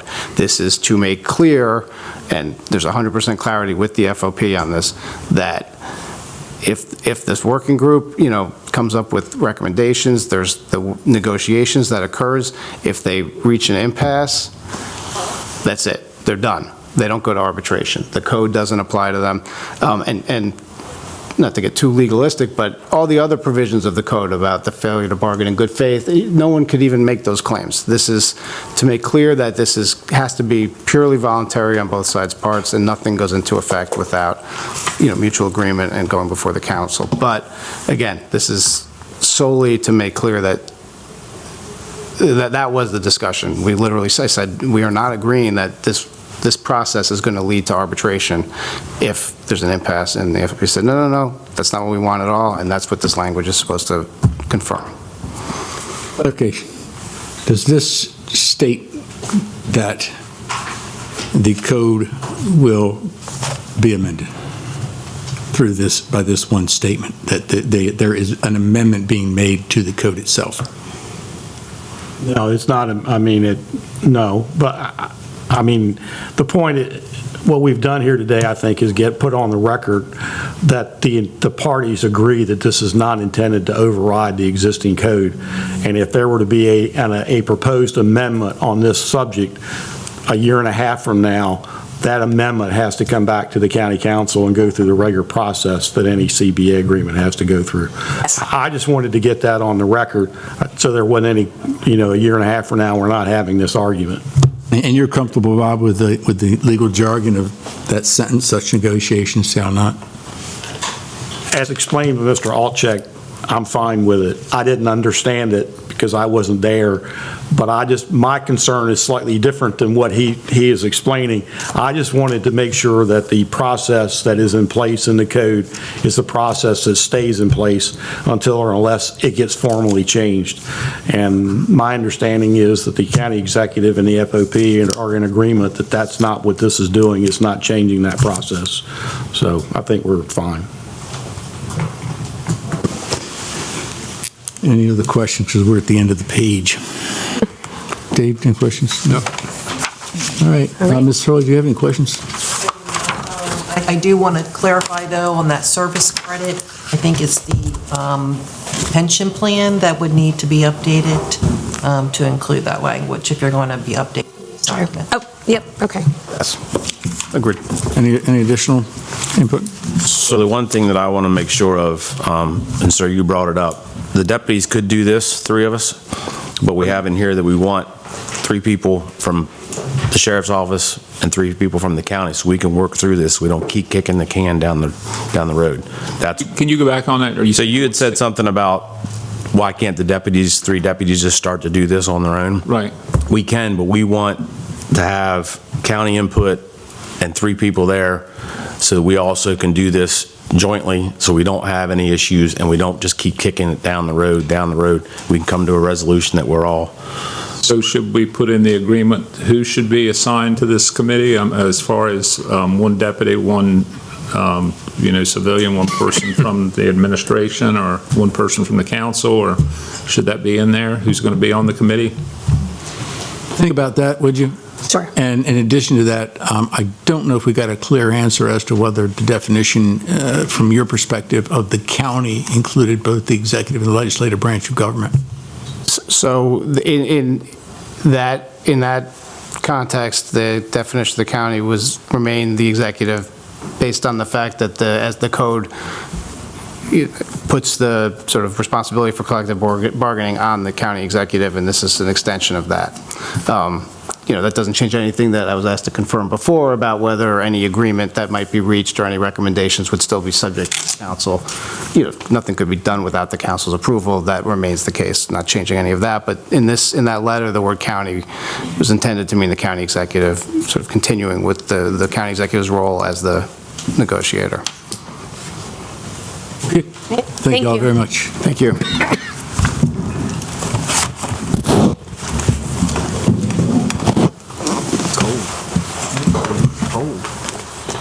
Next item on the agenda, and thank you so much for waiting, the Commission for Women. How is everyone? Sorry. Had anyone forewarned you that these meetings can go on? We were, in fact, hopefully hearing the opposite when we had signed on to this, but we will wait any amount of time to talk about the work we are doing at the Commission. Wonderful. Anxious to hear. All right. So I know Laura had passed out a couple documents to you all earlier. I just want to make sure you all can see. We have, there should be a report from the Greater Salisbury Committee, a piece of enacted legislation that we'll be reviewing, and then a proposal that we are going to be discussing with you all here shortly. So good evening. I appreciate the council's time. Council President Cannon, members of the County Council, I know it's been a long day. You guys have had some very heavy conversations. So thank you for the opportunity to let us talk about the Women's Commission. My name is Megan Outen. I know many of you. I serve as the chair for the Wicomico County Commission for Women. I'm actually joined here by my colleague, if she wants to introduce herself. Good evening, and thank you for the opportunity to be able to present this evening. I am Catherine Jones. I guess I'm representing as the chair of the Greater Salisbury Committee. So just a quick reminder for our council. The Commission for Women is just a nonpartisan advisory board that we have that's focused on issues impacting women and families right here in Wicomico. Our role is just to identify gaps, engage with the community, and bring forward informed recommendations to both the county executive and the county council. We try to do annual updates with you all just so you are aware of the work that we are doing. We're a recently reenacted commission, and we are getting a bit more involved each and every year that we come forward to you. So since we last appeared, our work has been focused on two areas: continuing to build out direct community-based resources and strengthening our understanding of where gaps in services still exist. As I said when we last spoke, and with your support, we successfully launched the Wicomico Pink Pantry Initiative, which was a first of its kind on the Eastern Shore, first of its kind in Wicomico. It was a partnership that we were very lucky to have in partnership with the City of Salisbury at their Newton Street Community Center. This was just a small project to provide essential feminine hygiene products to young women in Wicomico who may be experiencing period poverty. And as of last month, we've now completed our first full year of operation, and we're currently working with the city's community outreach team on a second location at their Truett Street Community Center. And I would just add as a note, that project we were extremely excited about. It was our first initiative as a commission since really, coming back on board, and we were really proud to make it a completely community-funded project that we didn't have to come to the council for any type of funding or support. We were able to have enough community support and donations so that we have a year's worth of products to provide these pantries, and again, that all benefits directly to the residents right here in Wicomico County. So like I mentioned, this has been an important first step for the Commission following our reestablishment, both in addressing a clear need and in building a new model for how we can deliver targeted and accessible resources. At the same time, we've been rebuilding. We've been intentional about not operating in a vacuum. Much of our work over the past year has been focused on listening, engaging with community partners and residents to better understand the barriers and where those remain. I'll add that a key part of that work has been done in partnership with Ryan Weaver from the Presidential Citizen Scholars. He's got a great cohort of students over there at Salisbury University. Their research really has helped us identify those gaps. I know they presented to you all last year about their community strength survey, and they've been working on identifying additional resource needs here in the county, and I will say they have been directly beneficial in how we have been prioritizing our work here in Wicomico. So I'll just say one of the most consistent challenges we've been hearing, talking to residents, talking to other stakeholders, having these various community conversations is just access to affordable childcare. We have known that this has been a hurdle for families here in Wicomico for many years. We know this isn't a new issue, but we have become increasingly clear in the scale and challenge and impact it's having on multiple regions. This includes economic stability for families and mothers, workforce participation, and just overall family well-being. And I wanted to invite Dr. Catherine Jones to provide an update on a recent report that was published by the Greater Salisbury Committee. We see this as a great first stepping stone in giving you all just some insight into what those challenges and barriers are for here with families in Wicomico. So Catherine, if you would just want to walk through that a bit. All right, I appreciate that, Megan. So the Greater Salisbury Committee, of course, the CEO and President Mike Dunn put childcare as part of the 2030 initiatives for GSC to look at and to be able to analyze as to what we could do in Wicomico County, and also the lower Eastern Shore of Maryland. And I just want to say thank you to Mike helping us organize a Child Care Initiative Task Force for putting it together. And I had the honor of chairing that task force. We developed a white paper that everyone has. It's Putting Children First, Strengthening Families, and Building a Resilient Economy. We had several stakeholders at the table as we developed the white paper. We had Tidal Health, Purdue, several from Salisbury University, YMCA of the Chesapeake, Warwick Community College, Bay Area SIL, PKS, Shore Ups, Head Start, Bundles of Joy, and of course we had parents and professionals in the community that too wanted to be represented. The paper was authored by Trissa Talls from Landmark Insurance, so we do appreciate her and the work that she did. The bottom line is we're already successful with this white paper because we're talking about childcare. Childcare is generally just put on the back burner, or it's predominantly a woman's issue. So you guys need to talk about that over there. But right now, we're talking in front of everyone. We have, it's really taken on a lot of traction. Baltimore Sun's picked this up a couple times. WMDT this evening, I do believe it's on the news this evening. We had Delmarva Now pick it up, and also NPR. And so this is definitely gaining traction, and it's already successful because here we are talking about it. So I do appreciate that. As everyone knows, child care is one of the most valuable services in our communities. It shapes children's early development, allows parents to work and provide for their families, and keeps local economies running. Yet too often, it is treated as a secondary issue, and it definitely is not in Wicomico County. So again, we do appreciate the opportunity to be able to share this. There's a significant gap between child care supply and demand, and it is stark in Wicomico County, and it continues. The availability of child care vacancies continue to decline in this county. If you look at page 3, you can see this is the prediction of what's going to happen to child care facilities and centers in Maryland alone. And so that should be a wake-up call for everyone. The cost of child care. One thing we do know is the median income in Wicomico County is about $47,500, yet the cost for child care, particularly for infant care, where private child care providers can only have 2 infants in their programs, the cost for that is about $18,000 per year, and it's about $13,000 a year for preschool. This supersedes the 7% that the federal affordability benchmark sets, and it exceeds the cost of college tuition even for some families. So just some highlights from the white paper. Limited childcare availability reduces the region's appeal to new families and professionals. Employees face growing recruitment challenges, and when prospective employees encounter long wait lists or too few program options, many choose to live and work elsewhere, resulting in a shrinking local talent pool. Staffing shortages exacerbate the strain on child care services. Many private providers are unable to compete with salaries and benefits offered by public school pre-K programs, leading to a migration of qualified teachers and a reduction in available child care slots. This increases wait lists and intensifies stress for families.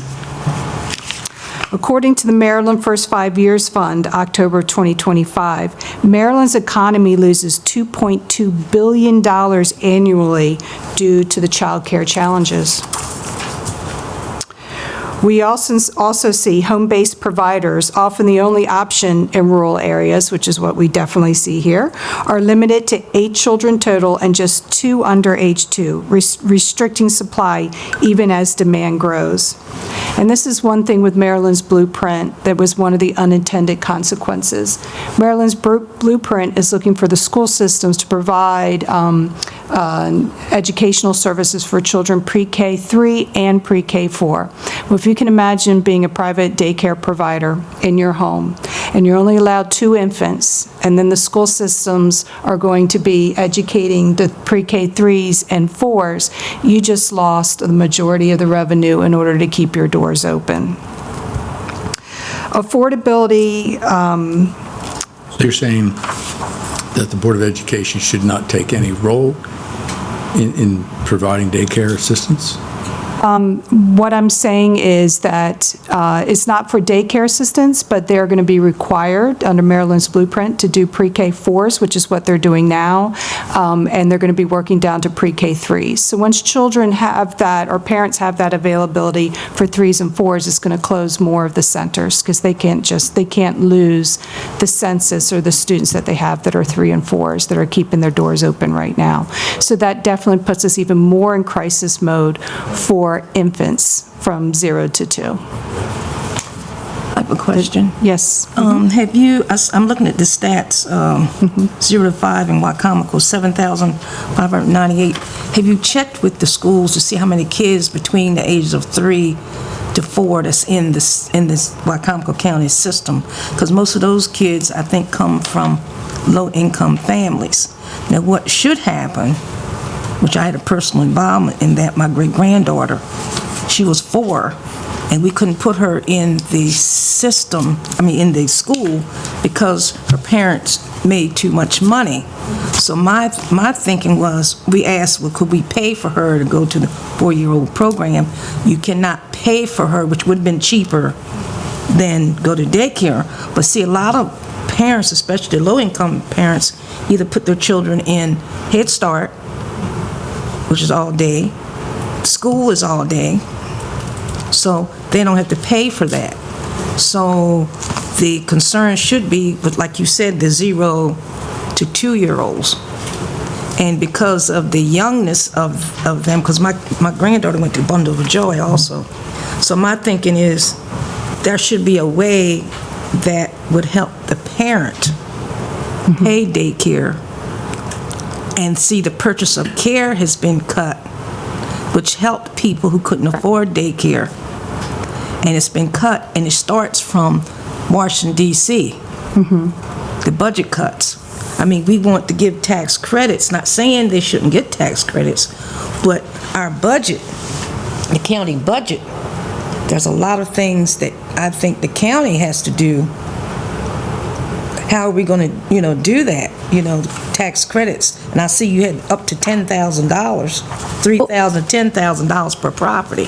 And Ms. Shields, we will get to the specifics of that, if it's okay for us to just have Catherine go through her report, because you were making some very valid questions, and we have answers for you in some of those at the end there. Good.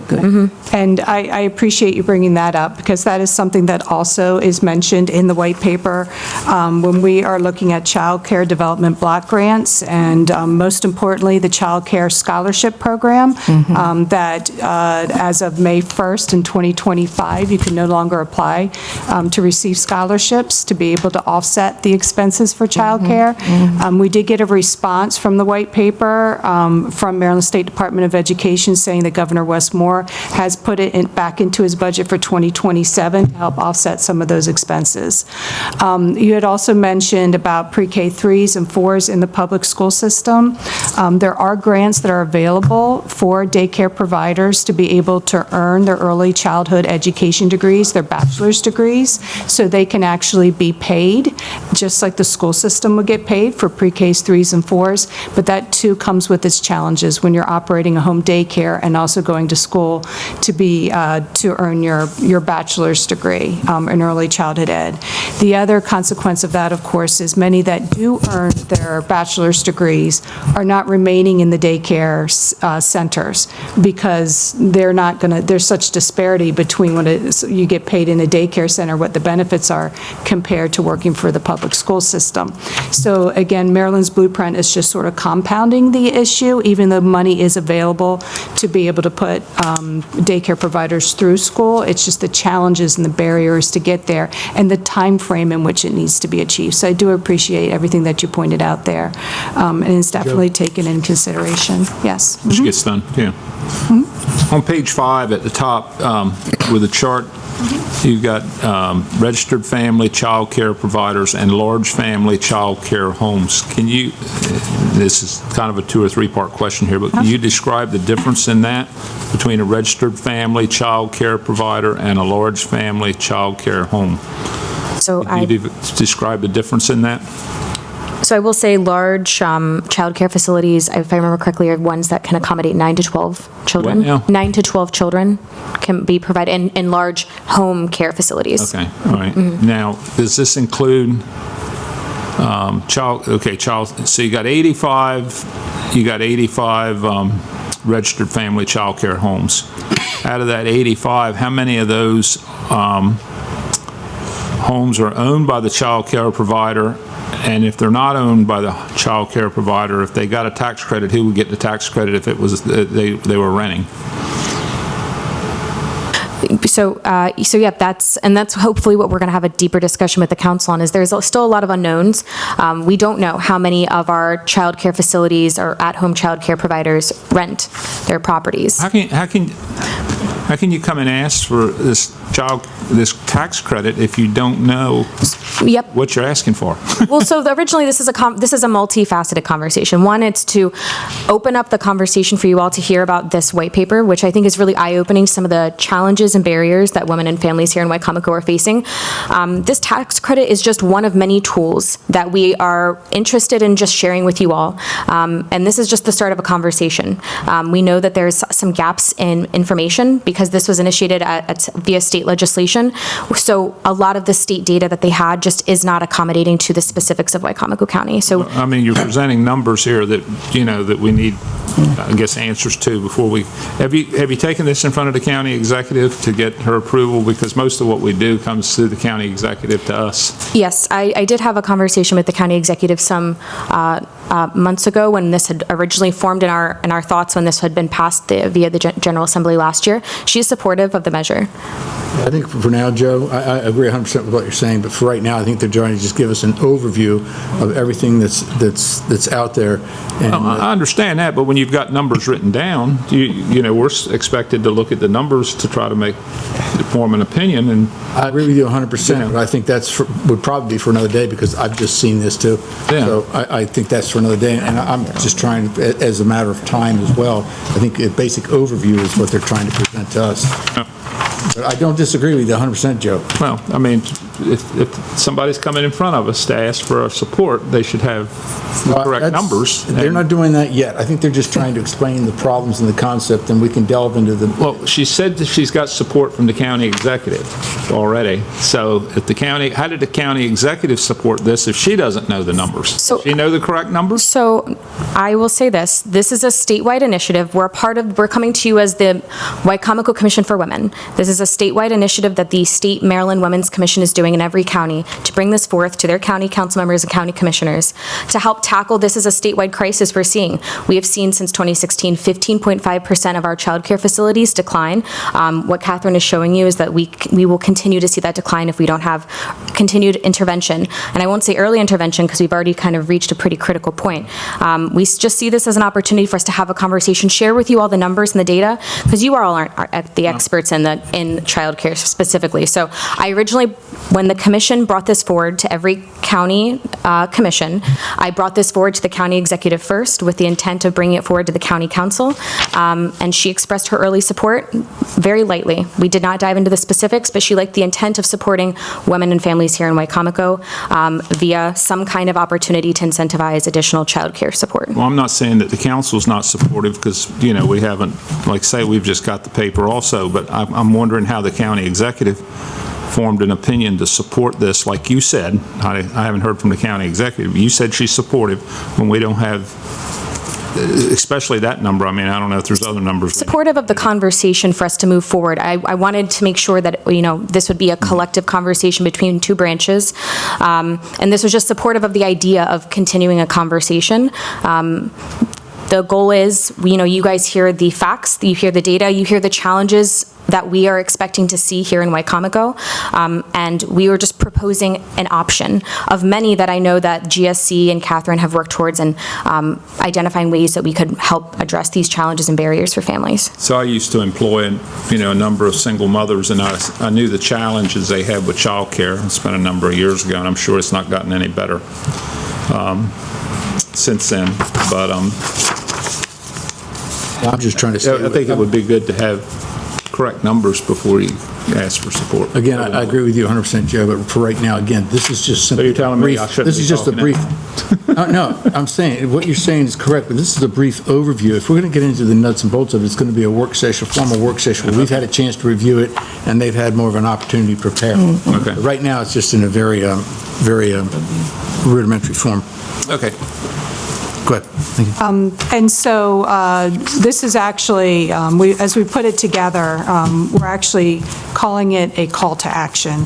We're looking at the 4 A's: availability, ensuring that enough childcare options exist to meet the needs of all families; accessibility, aligning childcare programs with parents' schedules, transportation, realities, and daily routines; affordability, reducing financial barriers so families can fully participate in the workforce and community; and accountability, upholding quality standards, professional expectations, and responsible use of resources. And Mr. Holloway, you had mentioned being an employer and employing many single women, and so that is something that we have in here as a recommendation. We're also looking towards our employers to engage as proactive partners by sponsoring sustainable childcare solutions, offering shared childcare spaces, or providing flexible schedules. Even small contributions like part-time care support, shift flexibility, or partnerships with local providers can make a meaningful difference in reducing staff turnover and supporting families. And so we are looking to our entire community. We do appreciate County Council for receiving the white paper this evening. Hopefully have a little bit of time to look it over. And we definitely appreciate the conversation and that this be present. Thank you. I have a quick question. Because we had an after-school program and a daycare at my church, and a lot of the requirements change over years. Have you worked with the child care licensing? Yes, ma'am. Yeah, because they can give you a list of the daycares, and you may get a list of people who own their homes and things. We work very closely with Salisbury University and the Child Care Resource Center, and going through what it takes to receive your licensure.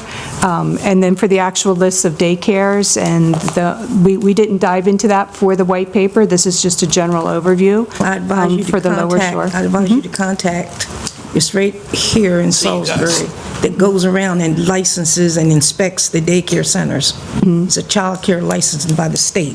Okay. And they can give you all the list of daycares, home and centers. All right, thank you. Appreciate you coming in. It's nice to see that the Women's Commission is already working on this very, very substantial issues that I think are very, very important to the county as a whole. Absolutely, and we appreciate the time. I do want to speak to the proposed legislation just specifically. Unfortunately, we weren't able to get to this portion of it before Councilman Holloway left. Just to help you guys better understand the applicability here in Wicomico County. First, I just want to remind everyone that this is a bill that is just enabling legislation, so it's not the state coming in and telling us how we need to implement this. It sets a maximum cap of 10,000. We are not obligated to meet that maximum.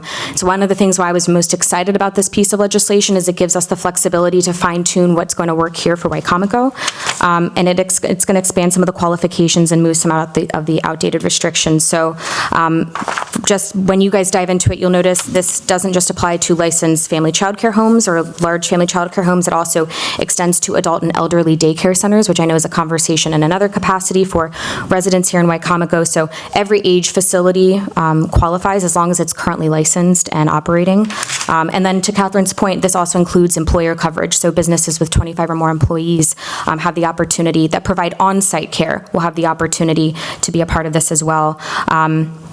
And then I just will add, this is just an early conversation. We felt it was most appropriate to broach this subject with you all early on, have a conversation with you all about some of the data that we were seeing coming out of this white paper with the Greater Salisbury Committee. We do see this as an opportunity, and one we hope to continue the conversation on with the County Council. We're happy to come with more specific data. As I've mentioned in this specific one page here. It breaks down some of the specifics about the bills, and it gives you some insight into the fiscal and policy note that we saw from the state. I found that to be the most helpful. It did some kind of cost analysis for a similar county in a capacity of it being Eastern Shore. They did review some information provided by Worcester County, so that's on the second half, back side of this page, just so you can all get a sense of what that reduction in revenue might look like for the county. And so, yeah, so any questions, feel free to reach out. Laura has our contact information. Was there anything else that we could answer for you all? Are you guys going to find out, I'll ask since Joe's not here, are you guys going to find out how many properties are owned versus rented? Or is that something that, are you looking for the county to do? It would be extremely helpful if the council or the county administration could help us in that, in identifying those. We can find that out through SDAT. You can find out whether it's owner occupied or not through Department of Assessment and Taxation. Absolutely. And we can definitely get that information for you. All right, thank you. Well, thank you very much. Perfect, we appreciate it. Thank you. Thank you all. Thanks for staying so late. Yep. Megan. Some information. We got. Final item on the agenda is the recap of the capital improvement program. This shouldn't take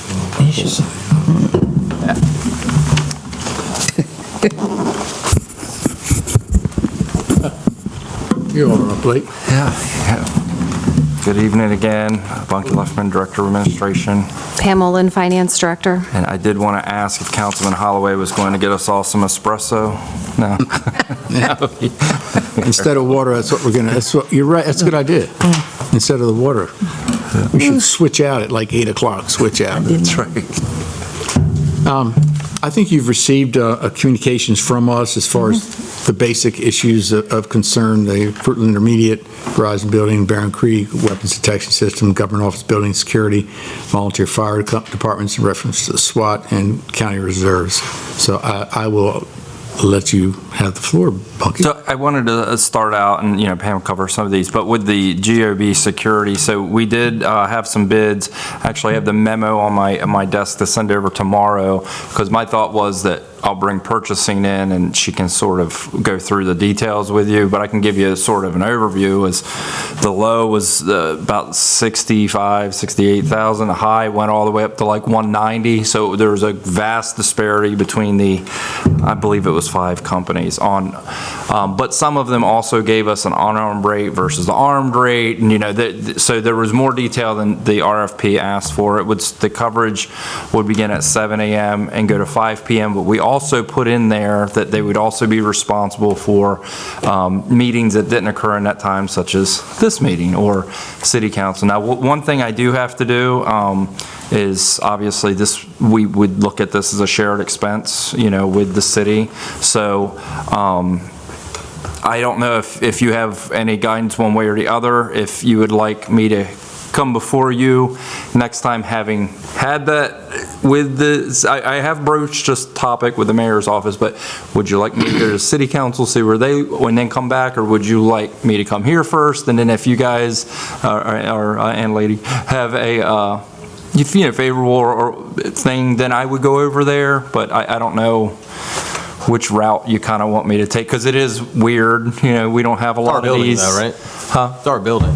Well, it's 50-50. 50-50, we're both owners. Let the city help. Let the city help us. Yeah, and they would, like I said, pay 50%.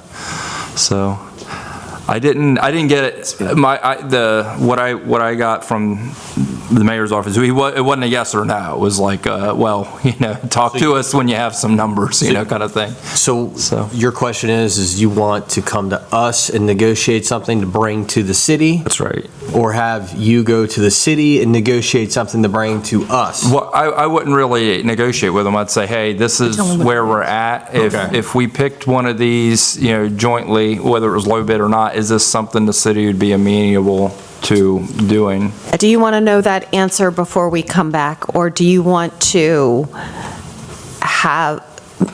opine on where you think we want to land and then go to the city. It's kind of an either or. You have a comment, Dave, a question? Yeah, well, not on that particular topic, but what I wanted to know was just starting from the beginning, since the GOB was not, security was not in the original CIP, I'm interested in the process. Then we heard that, bids were being collected and you have those.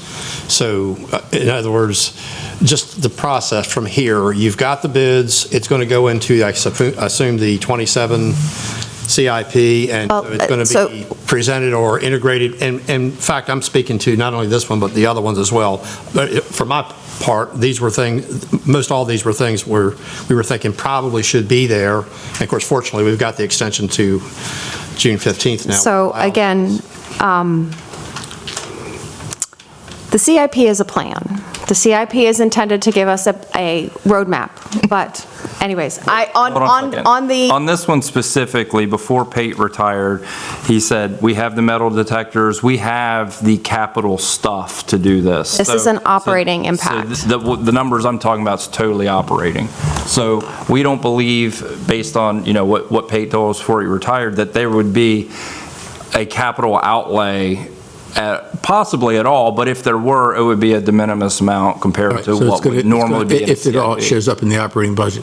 Yes. I'll leave that to your discretion. And that, I thought it was a capital expenditure, so that's why I think the expectation was that we would see something in CIP, or maybe it's just a matter of timing. But if it's all operating, then that's a different story. Well, originally we had talked about where it could have been and where it could have caused confusion. We had talked about how do we do this in that. If you think about the lobby, on the one side, the parking lot side, when you come in, you immediately have stairs, then you have janitor's closet, then you have restroom, then you have the finance office, and you have where sort of security is now. So it's incredibly difficult to see, okay, well, would we build out from where, the glass door is? And so that was immediately struck down. Pate's like, no, we don't have to do that. We can do it through the other entrance, but still allow employees and certainly handicapped people to park in our parking lot, because that became one of my concerns. If we routed everyone from the Division Street and that became sort of the front door focal point, then I still need to accommodate, certainly people, who are handicapped and that kind of thing. And so he had a plan where we could do it. I think from what Dave's confusion, and same with everyone else, was that I was under the impression maybe that the security would be the metal detector in the middle and the camera on the back door, and not knowing at all how much it costs. The Board of Education, I think, suggested that it was not cheap, but if you're saying it's not to the level that we thought it was as far as expensive, yeah, I understand how it would be capital, and how you might even incorporate that in with operational, even more so because of staff. Yeah. I'm hoping we're not planning to hire new people, but that's a whole different and that's program the piece you guys are going to have to work through. Again, that's the bids that we sent out. The bids were to send out to have a supplemental company help the staff that we have. We would not be hiring any additional staff. We would have supplemental people here to run the metal detector aspect, and we would still have the security staff that we have in a slightly different format, more of the informational, signing in at the desk, directing the people to the right location, versus we would hire a company to run the through the door aspect. Okay, well, again, I understand. I think Dave had a good question, and that helps clarify it for me. So this will be an operating issue. Okay, Yes. we can move on. Thanks. As for the other items, as you're aware, the budget will be submitted in 2 weeks. The capital budget will reflect the items that administration has determined are appropriate to be funded, as there is no adopted CIP as a guide map at the moment. Yes, there is a submitted CIP, but as I have always stated, a CIP is a plan, and that plan has to change based on information, additional information since we submitted this in December. So when you receive the budget in 2 weeks, there will be a capital section. It will discuss, it will have, I can't say will, because the state's budget is not finalized. Fruitland primary is being, or not primary, Fruitland intermediate HVAC is being considered. Weapons detection is being considered in those numbers.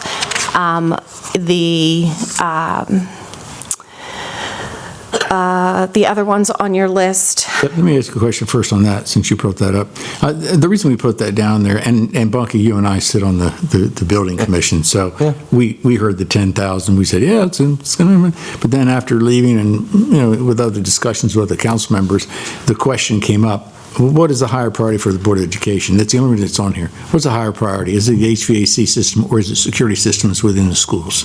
So, and I wish we'd brought that up during the... So in our conversations with the Board of Education,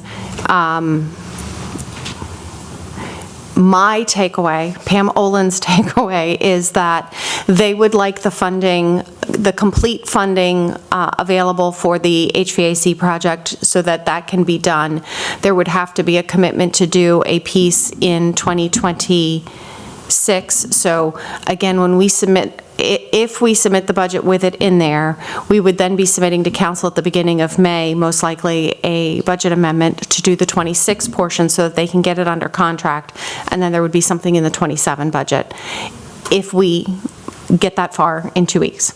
Well, and Dr. Stauffer also was, because when he came in and he sort of presents the whole number, last time we met with him last week, he on the weapons detection, he said, well, look, we can do this in phases, and it honestly makes sense, because if we did every school at once, they're not going to be able to hire that many security personnel at once, so it makes sense to phase it in. So he is very open to the idea that if this year, because of budget, we need to start with a few schools, he was open to it. We even discussed, depending on where we are with state funding, because there's still a question on pre-K funding, which could be several $100,000s, that maybe we wouldn't even have it this summer. It would potentially be a half-year thing, and that he was open to it. So he's been really flexible with that, and so it sounds like he wants to see if there's a way we could at least start in some schools this year,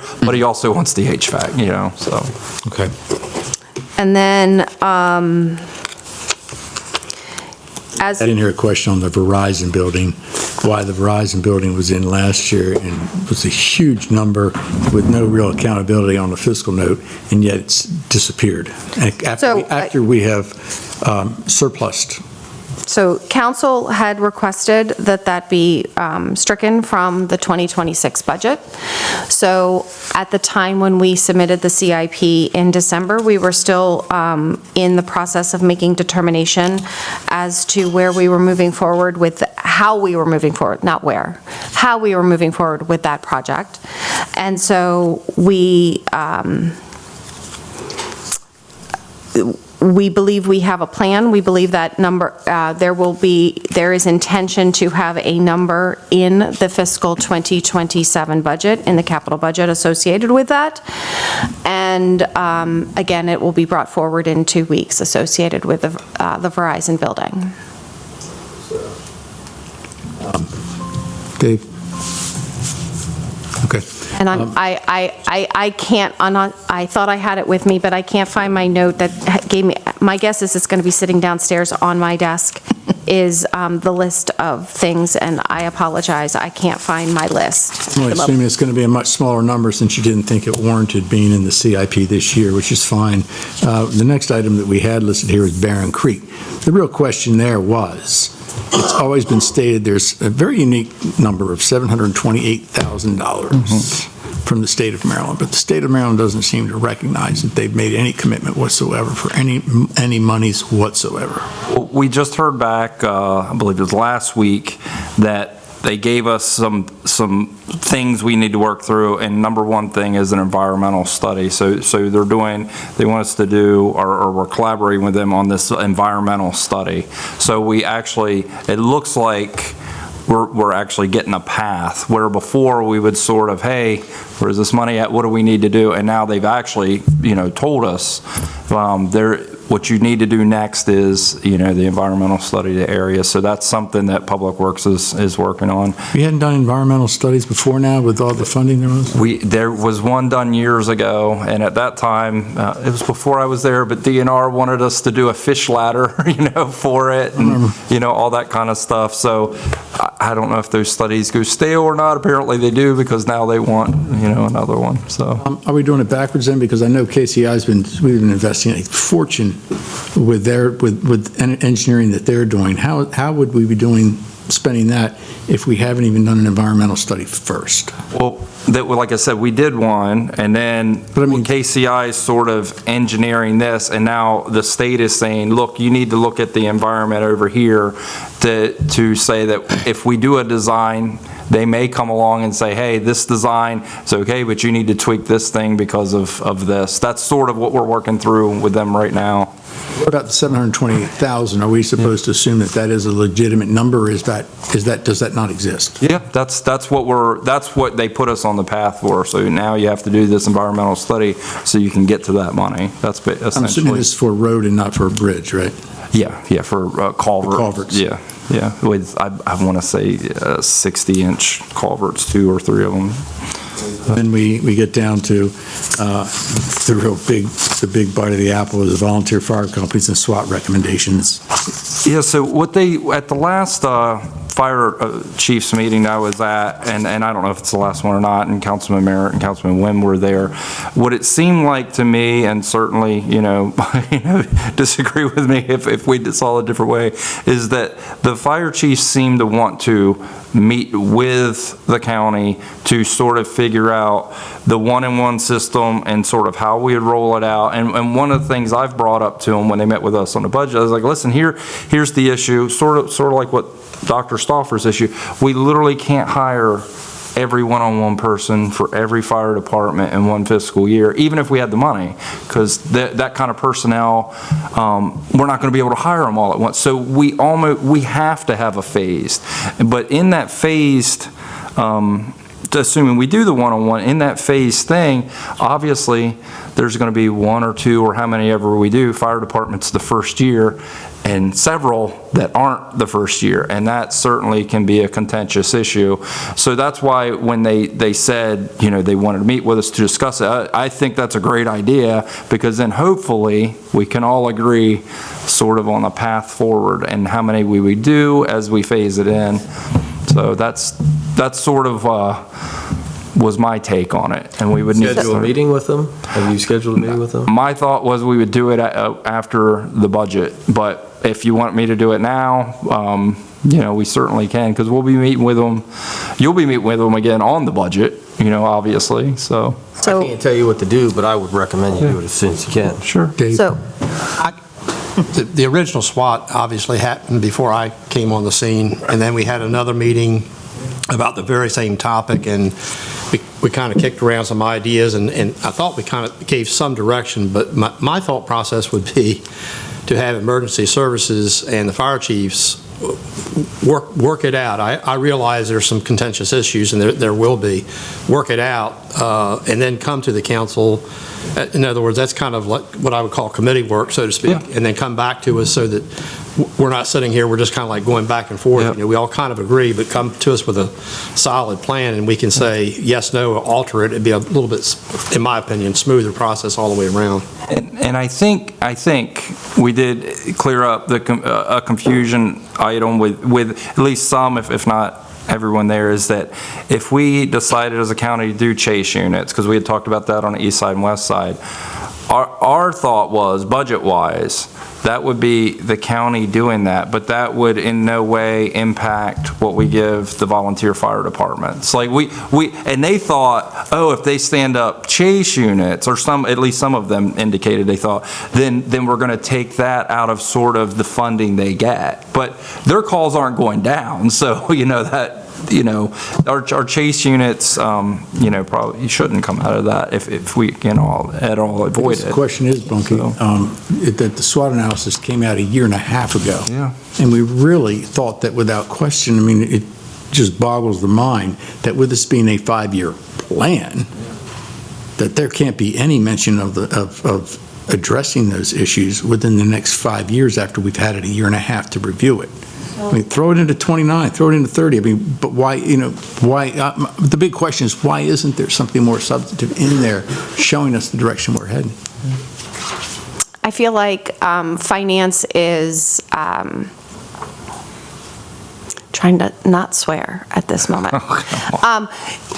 On one hand, we are told, well, that's a pie-in-the-sky number. How did you come with that? And then on the other hand, you're asking us to put a pie-in-the-sky number and an estimate in. I don't feel finance can win in this situation. If we had put an estimate in, we would have been, Pamela Olin's opinion is we would have been said, well, how did you come to that? That's not a real number. No, it's not. We don't have a real number at this moment. We have an estimate. And so at this moment, because we didn't know which path we were going down, we didn't know if we were going down one-on-one, we didn't know if we were going down Chase unit, we didn't know if we're doing a combination of the two. Neither of them are in here. I was being very polite. My real question is, why don't we have it in the CIP after a year and a half study? That was my question. And especially when you can place that projection in any one of the next 5 years. Okay. Well, again, I wasn't asking you to make careless predictions. I was saying, why don't we have something over the next 5 years based on a plan that was presented to us a year and a half ago? I'm just telling you, you're on a more direct the answers that Mr. Luffman has already provided you. I understand. And I was fine with what he said. I'm just expressing, I think, the concerns that the county has, the fire companies have, and everybody expected to see in this CIP some move forward on this, especially considering the amount of money that Wicomico County is spending on Salisbury Fire Company's services. We're hoping we can get away from that and relieve that workload on them, while at the same time investing in our county as opposed to investing in the city of Salisbury. As much as we love the city and we recognize they're part of the county, you get my point? Yeah. We did give them a free easement tonight, though. So, anyway, that's why it's yes, I totally understand. Yeah. Just putting that another way, I can only speak for myself. We're going to be supportive of getting this started, and it's been going on for quite some time. And I'm repeating the same comment I made before, but if that can be hashed out and truly understand the contentious issues, there's no doubt about it. Figure that out and come and table something for us. Yeah, we may ask some questions, but sure, it's not. We understand that there's got to be a starting point, and we're looking to the executive and their in that branch to come to us with a proposal. Okay. And and I think we could hash it out till doomsday, and I think that's kind of like what we've done. So that's the only other thing that I had on this particular list, which was a combination of what the council members had presented, was trying to get, and this really isn't CIP, but it impacts the CIP, and that is some real solid number as to where we are with our county reserves. And I know that Angie's done quite a bit of work on trying to evaluate the encumbered or unencumbered finances, and I know she's been asking for some assistance from your department, and you're in the middle of a CIP and a budget, but I'm hoping that we're going to see some type of light there where we have some reference to how much money do we have to spend at all. And that will be disclosed during the budget process. Do you think we're getting some resolution to the encumbered, unencumbered? So I can attempt. The issue is that encumbrances carry budget forward. So anytime you see a capital number or you see a budget and the budget number has gone up from what council has originally adopted, that's because a PO, which is an encumbrance, carried forward. So that is the basics. But explain what carry forward means. So in fiscal 25, if we had a purchase order for road construction, and that road construction number says that we haven't yet spent $1 million, But in fiscal '26, council approved a budget of $3 million for road construction, but now the budget's $4 million. Well, that's because there was a $1 million encumbrance that carried forward from fiscal '25 into fiscal '26, which automatically, per accounting rules, and that is basic government accounting, that is how your budget goes up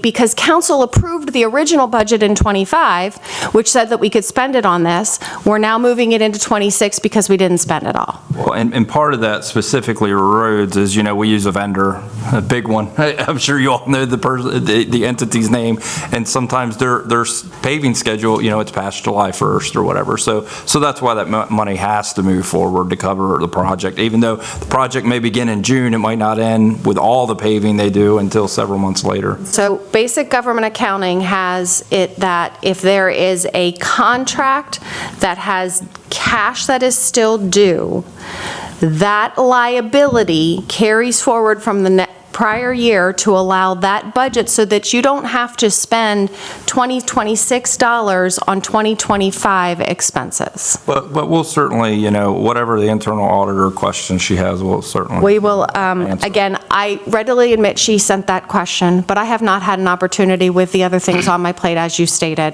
to be able to answer it directly to her. And perhaps, even though I understand moving the million and it's 4 instead of 3, but whether there could be better definitions within the budget itself, instead of it just being a munis thing or something like that, if there couldn't be some type of better definition explaining what the carry forward may or may not be. I don't know, you're very busy, but obviously it tends to be somewhat confusing. My real question, though, has nothing to do really with the dynamics of that. It's more so, how much money do we have? And that will be described in the budget process as to how much money is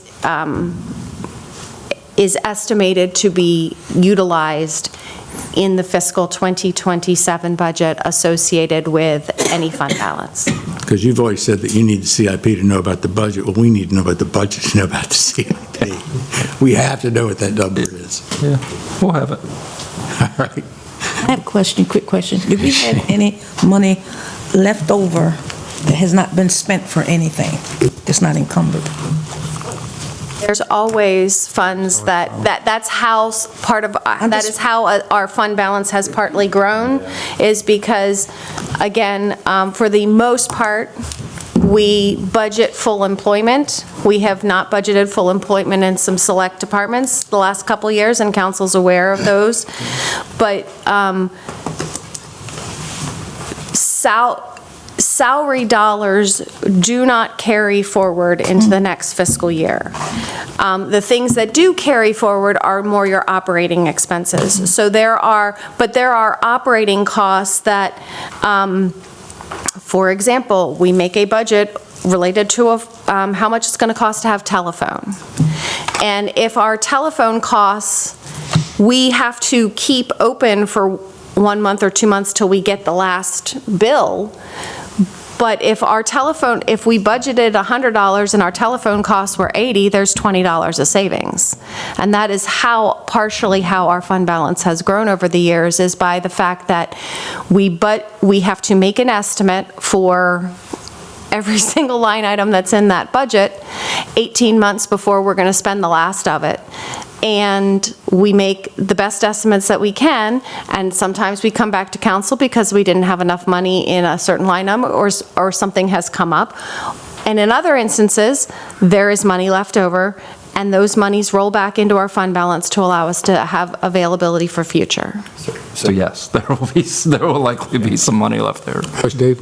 Back to comments John made as far as the reserves go, and I recall that PKS, or I think I recall, they made mention that the reserves are getting very large, and that in and of itself might be something that is a problem or to be addressed. So I know you're going to come back with this, but we're curious to know, I think I heard the figure of like 97 million or whatever it may be. It seems like it's grown about 10 or 20 million each year over the last 2 or 3 years, which also causes me to wonder about the estimates on the revenue side, which I guess have exceeded. But so I don't expect a direct answer to that, but what we're what I'm interested in knowing is whether or not we're going to perhaps try to comply with what PKS said, bring that balance down some, and at the same time take care of some of our unmet capital needs. And whatever we spend in today's dollars are going to be less than we're going to spend in future dollars. Not to take away from being conservative with money, but there's perhaps a balance. So that's just a comment for you to think about, or that's where that would be my interest and my curiosity. That's what basically. Fruitland HVAC would be a perfect project for that. All right. Yes, Laura? So this wasn't on the list, but it was brought up tonight, which is the Westside Community Center roof. Perhaps you can address that? Yeah. So actually, just today, so we had an estimate, and then today, Steve Miller got the second one this afternoon, and he called and told me, and I was like, how is it? He goes, it's higher, but I have to dig into it because I don't know if it's the same materials. I don't know if it's apple to apple. So yeah, he has gotten a couple of estimates, and then I'll be talking with him again tomorrow. But and the estimates specifically are to replacement, and it's sort of what you said. When we found out, okay, the roof's been patched a bunch of times, so in the CIP in a couple years we'll put on a new roof. But then you get this major leak, and now okay, well we got to do it sooner. So the process, Bunky, I appreciate that. So the process is it a formal RFP, or are you just reaching out to current vendors? Right now, he reached out to 2 different vendors, but the price obviously is going to be above $25,000. Doesn't require an RFP or anything like that? No, it is going to require an RFP. And I'm trying to evaluate the process, and what Ms. Hurley was saying, and how will that come back to us? Do you think that'll be a budget a request for transfer? So because of the RFP process, most likely if we're doing an RFP sitting here on April 7th, I've lost track of the date, April 7th, it's going to be touch and go as to whether or not we could actually get it under contract before June 30th and comply with requirements associated. Now, because it's capital, it could move to the capital project fund and doesn't have to meet the June 30th. So it's hit or miss. Do we come to council in the second meeting in June to do a budget amendment to fiscal 2026, or do we put it in the fiscal 27 with the estimates that we got in the last 2 days as a fiscal 27 and be able to, the day that the budget is, July 1st, we would be able to put it under contract because we would have put the money. So that's where we have to evaluate at the moment. And not to confuse it, but there is one other possibility. If the roof gets, if in this time, and they're taking measures to protect the roof, but in this time, if this gets really bad and becomes an emergency, then it becomes an emergency procurement, and it's one of those things where I don't know where we would get the money. We would get the money out of unassigned fund balance or something. So in the emergency procurement aspect, we would go ahead and go with probably one of the estimates that we have been given, and then we would have to come for council to provide a budget amendment that would be a 2026 budget amendment. And that allows you to waive the RFP process. Yes. Yeah, but I don't know. That's something I'll be talking to Steve, so I wanted to make sure to mention it in case I don't think we're there, but it's worthy to know. It is. It's good to know. So again, if ultimately the decision is made that this needs to be an emergency procurement because of the status of the roof as it is, then we would come to council in the next meeting or two for a budget amendment. The next meeting. Meeting. Well, the next meeting available, if that's where we are. If it has to go the RFP, if we go the RFP route, then the question becomes are we doing a budget amendment in June, or are we putting it in the fiscal 27 budget? Gotcha. Okay. Anybody else? We're good? Whatever gets it done faster. Yep. Entertain a motion to adjourn. Second. Thank you. Thank you all very much. Thanks. Thank you, Bunk.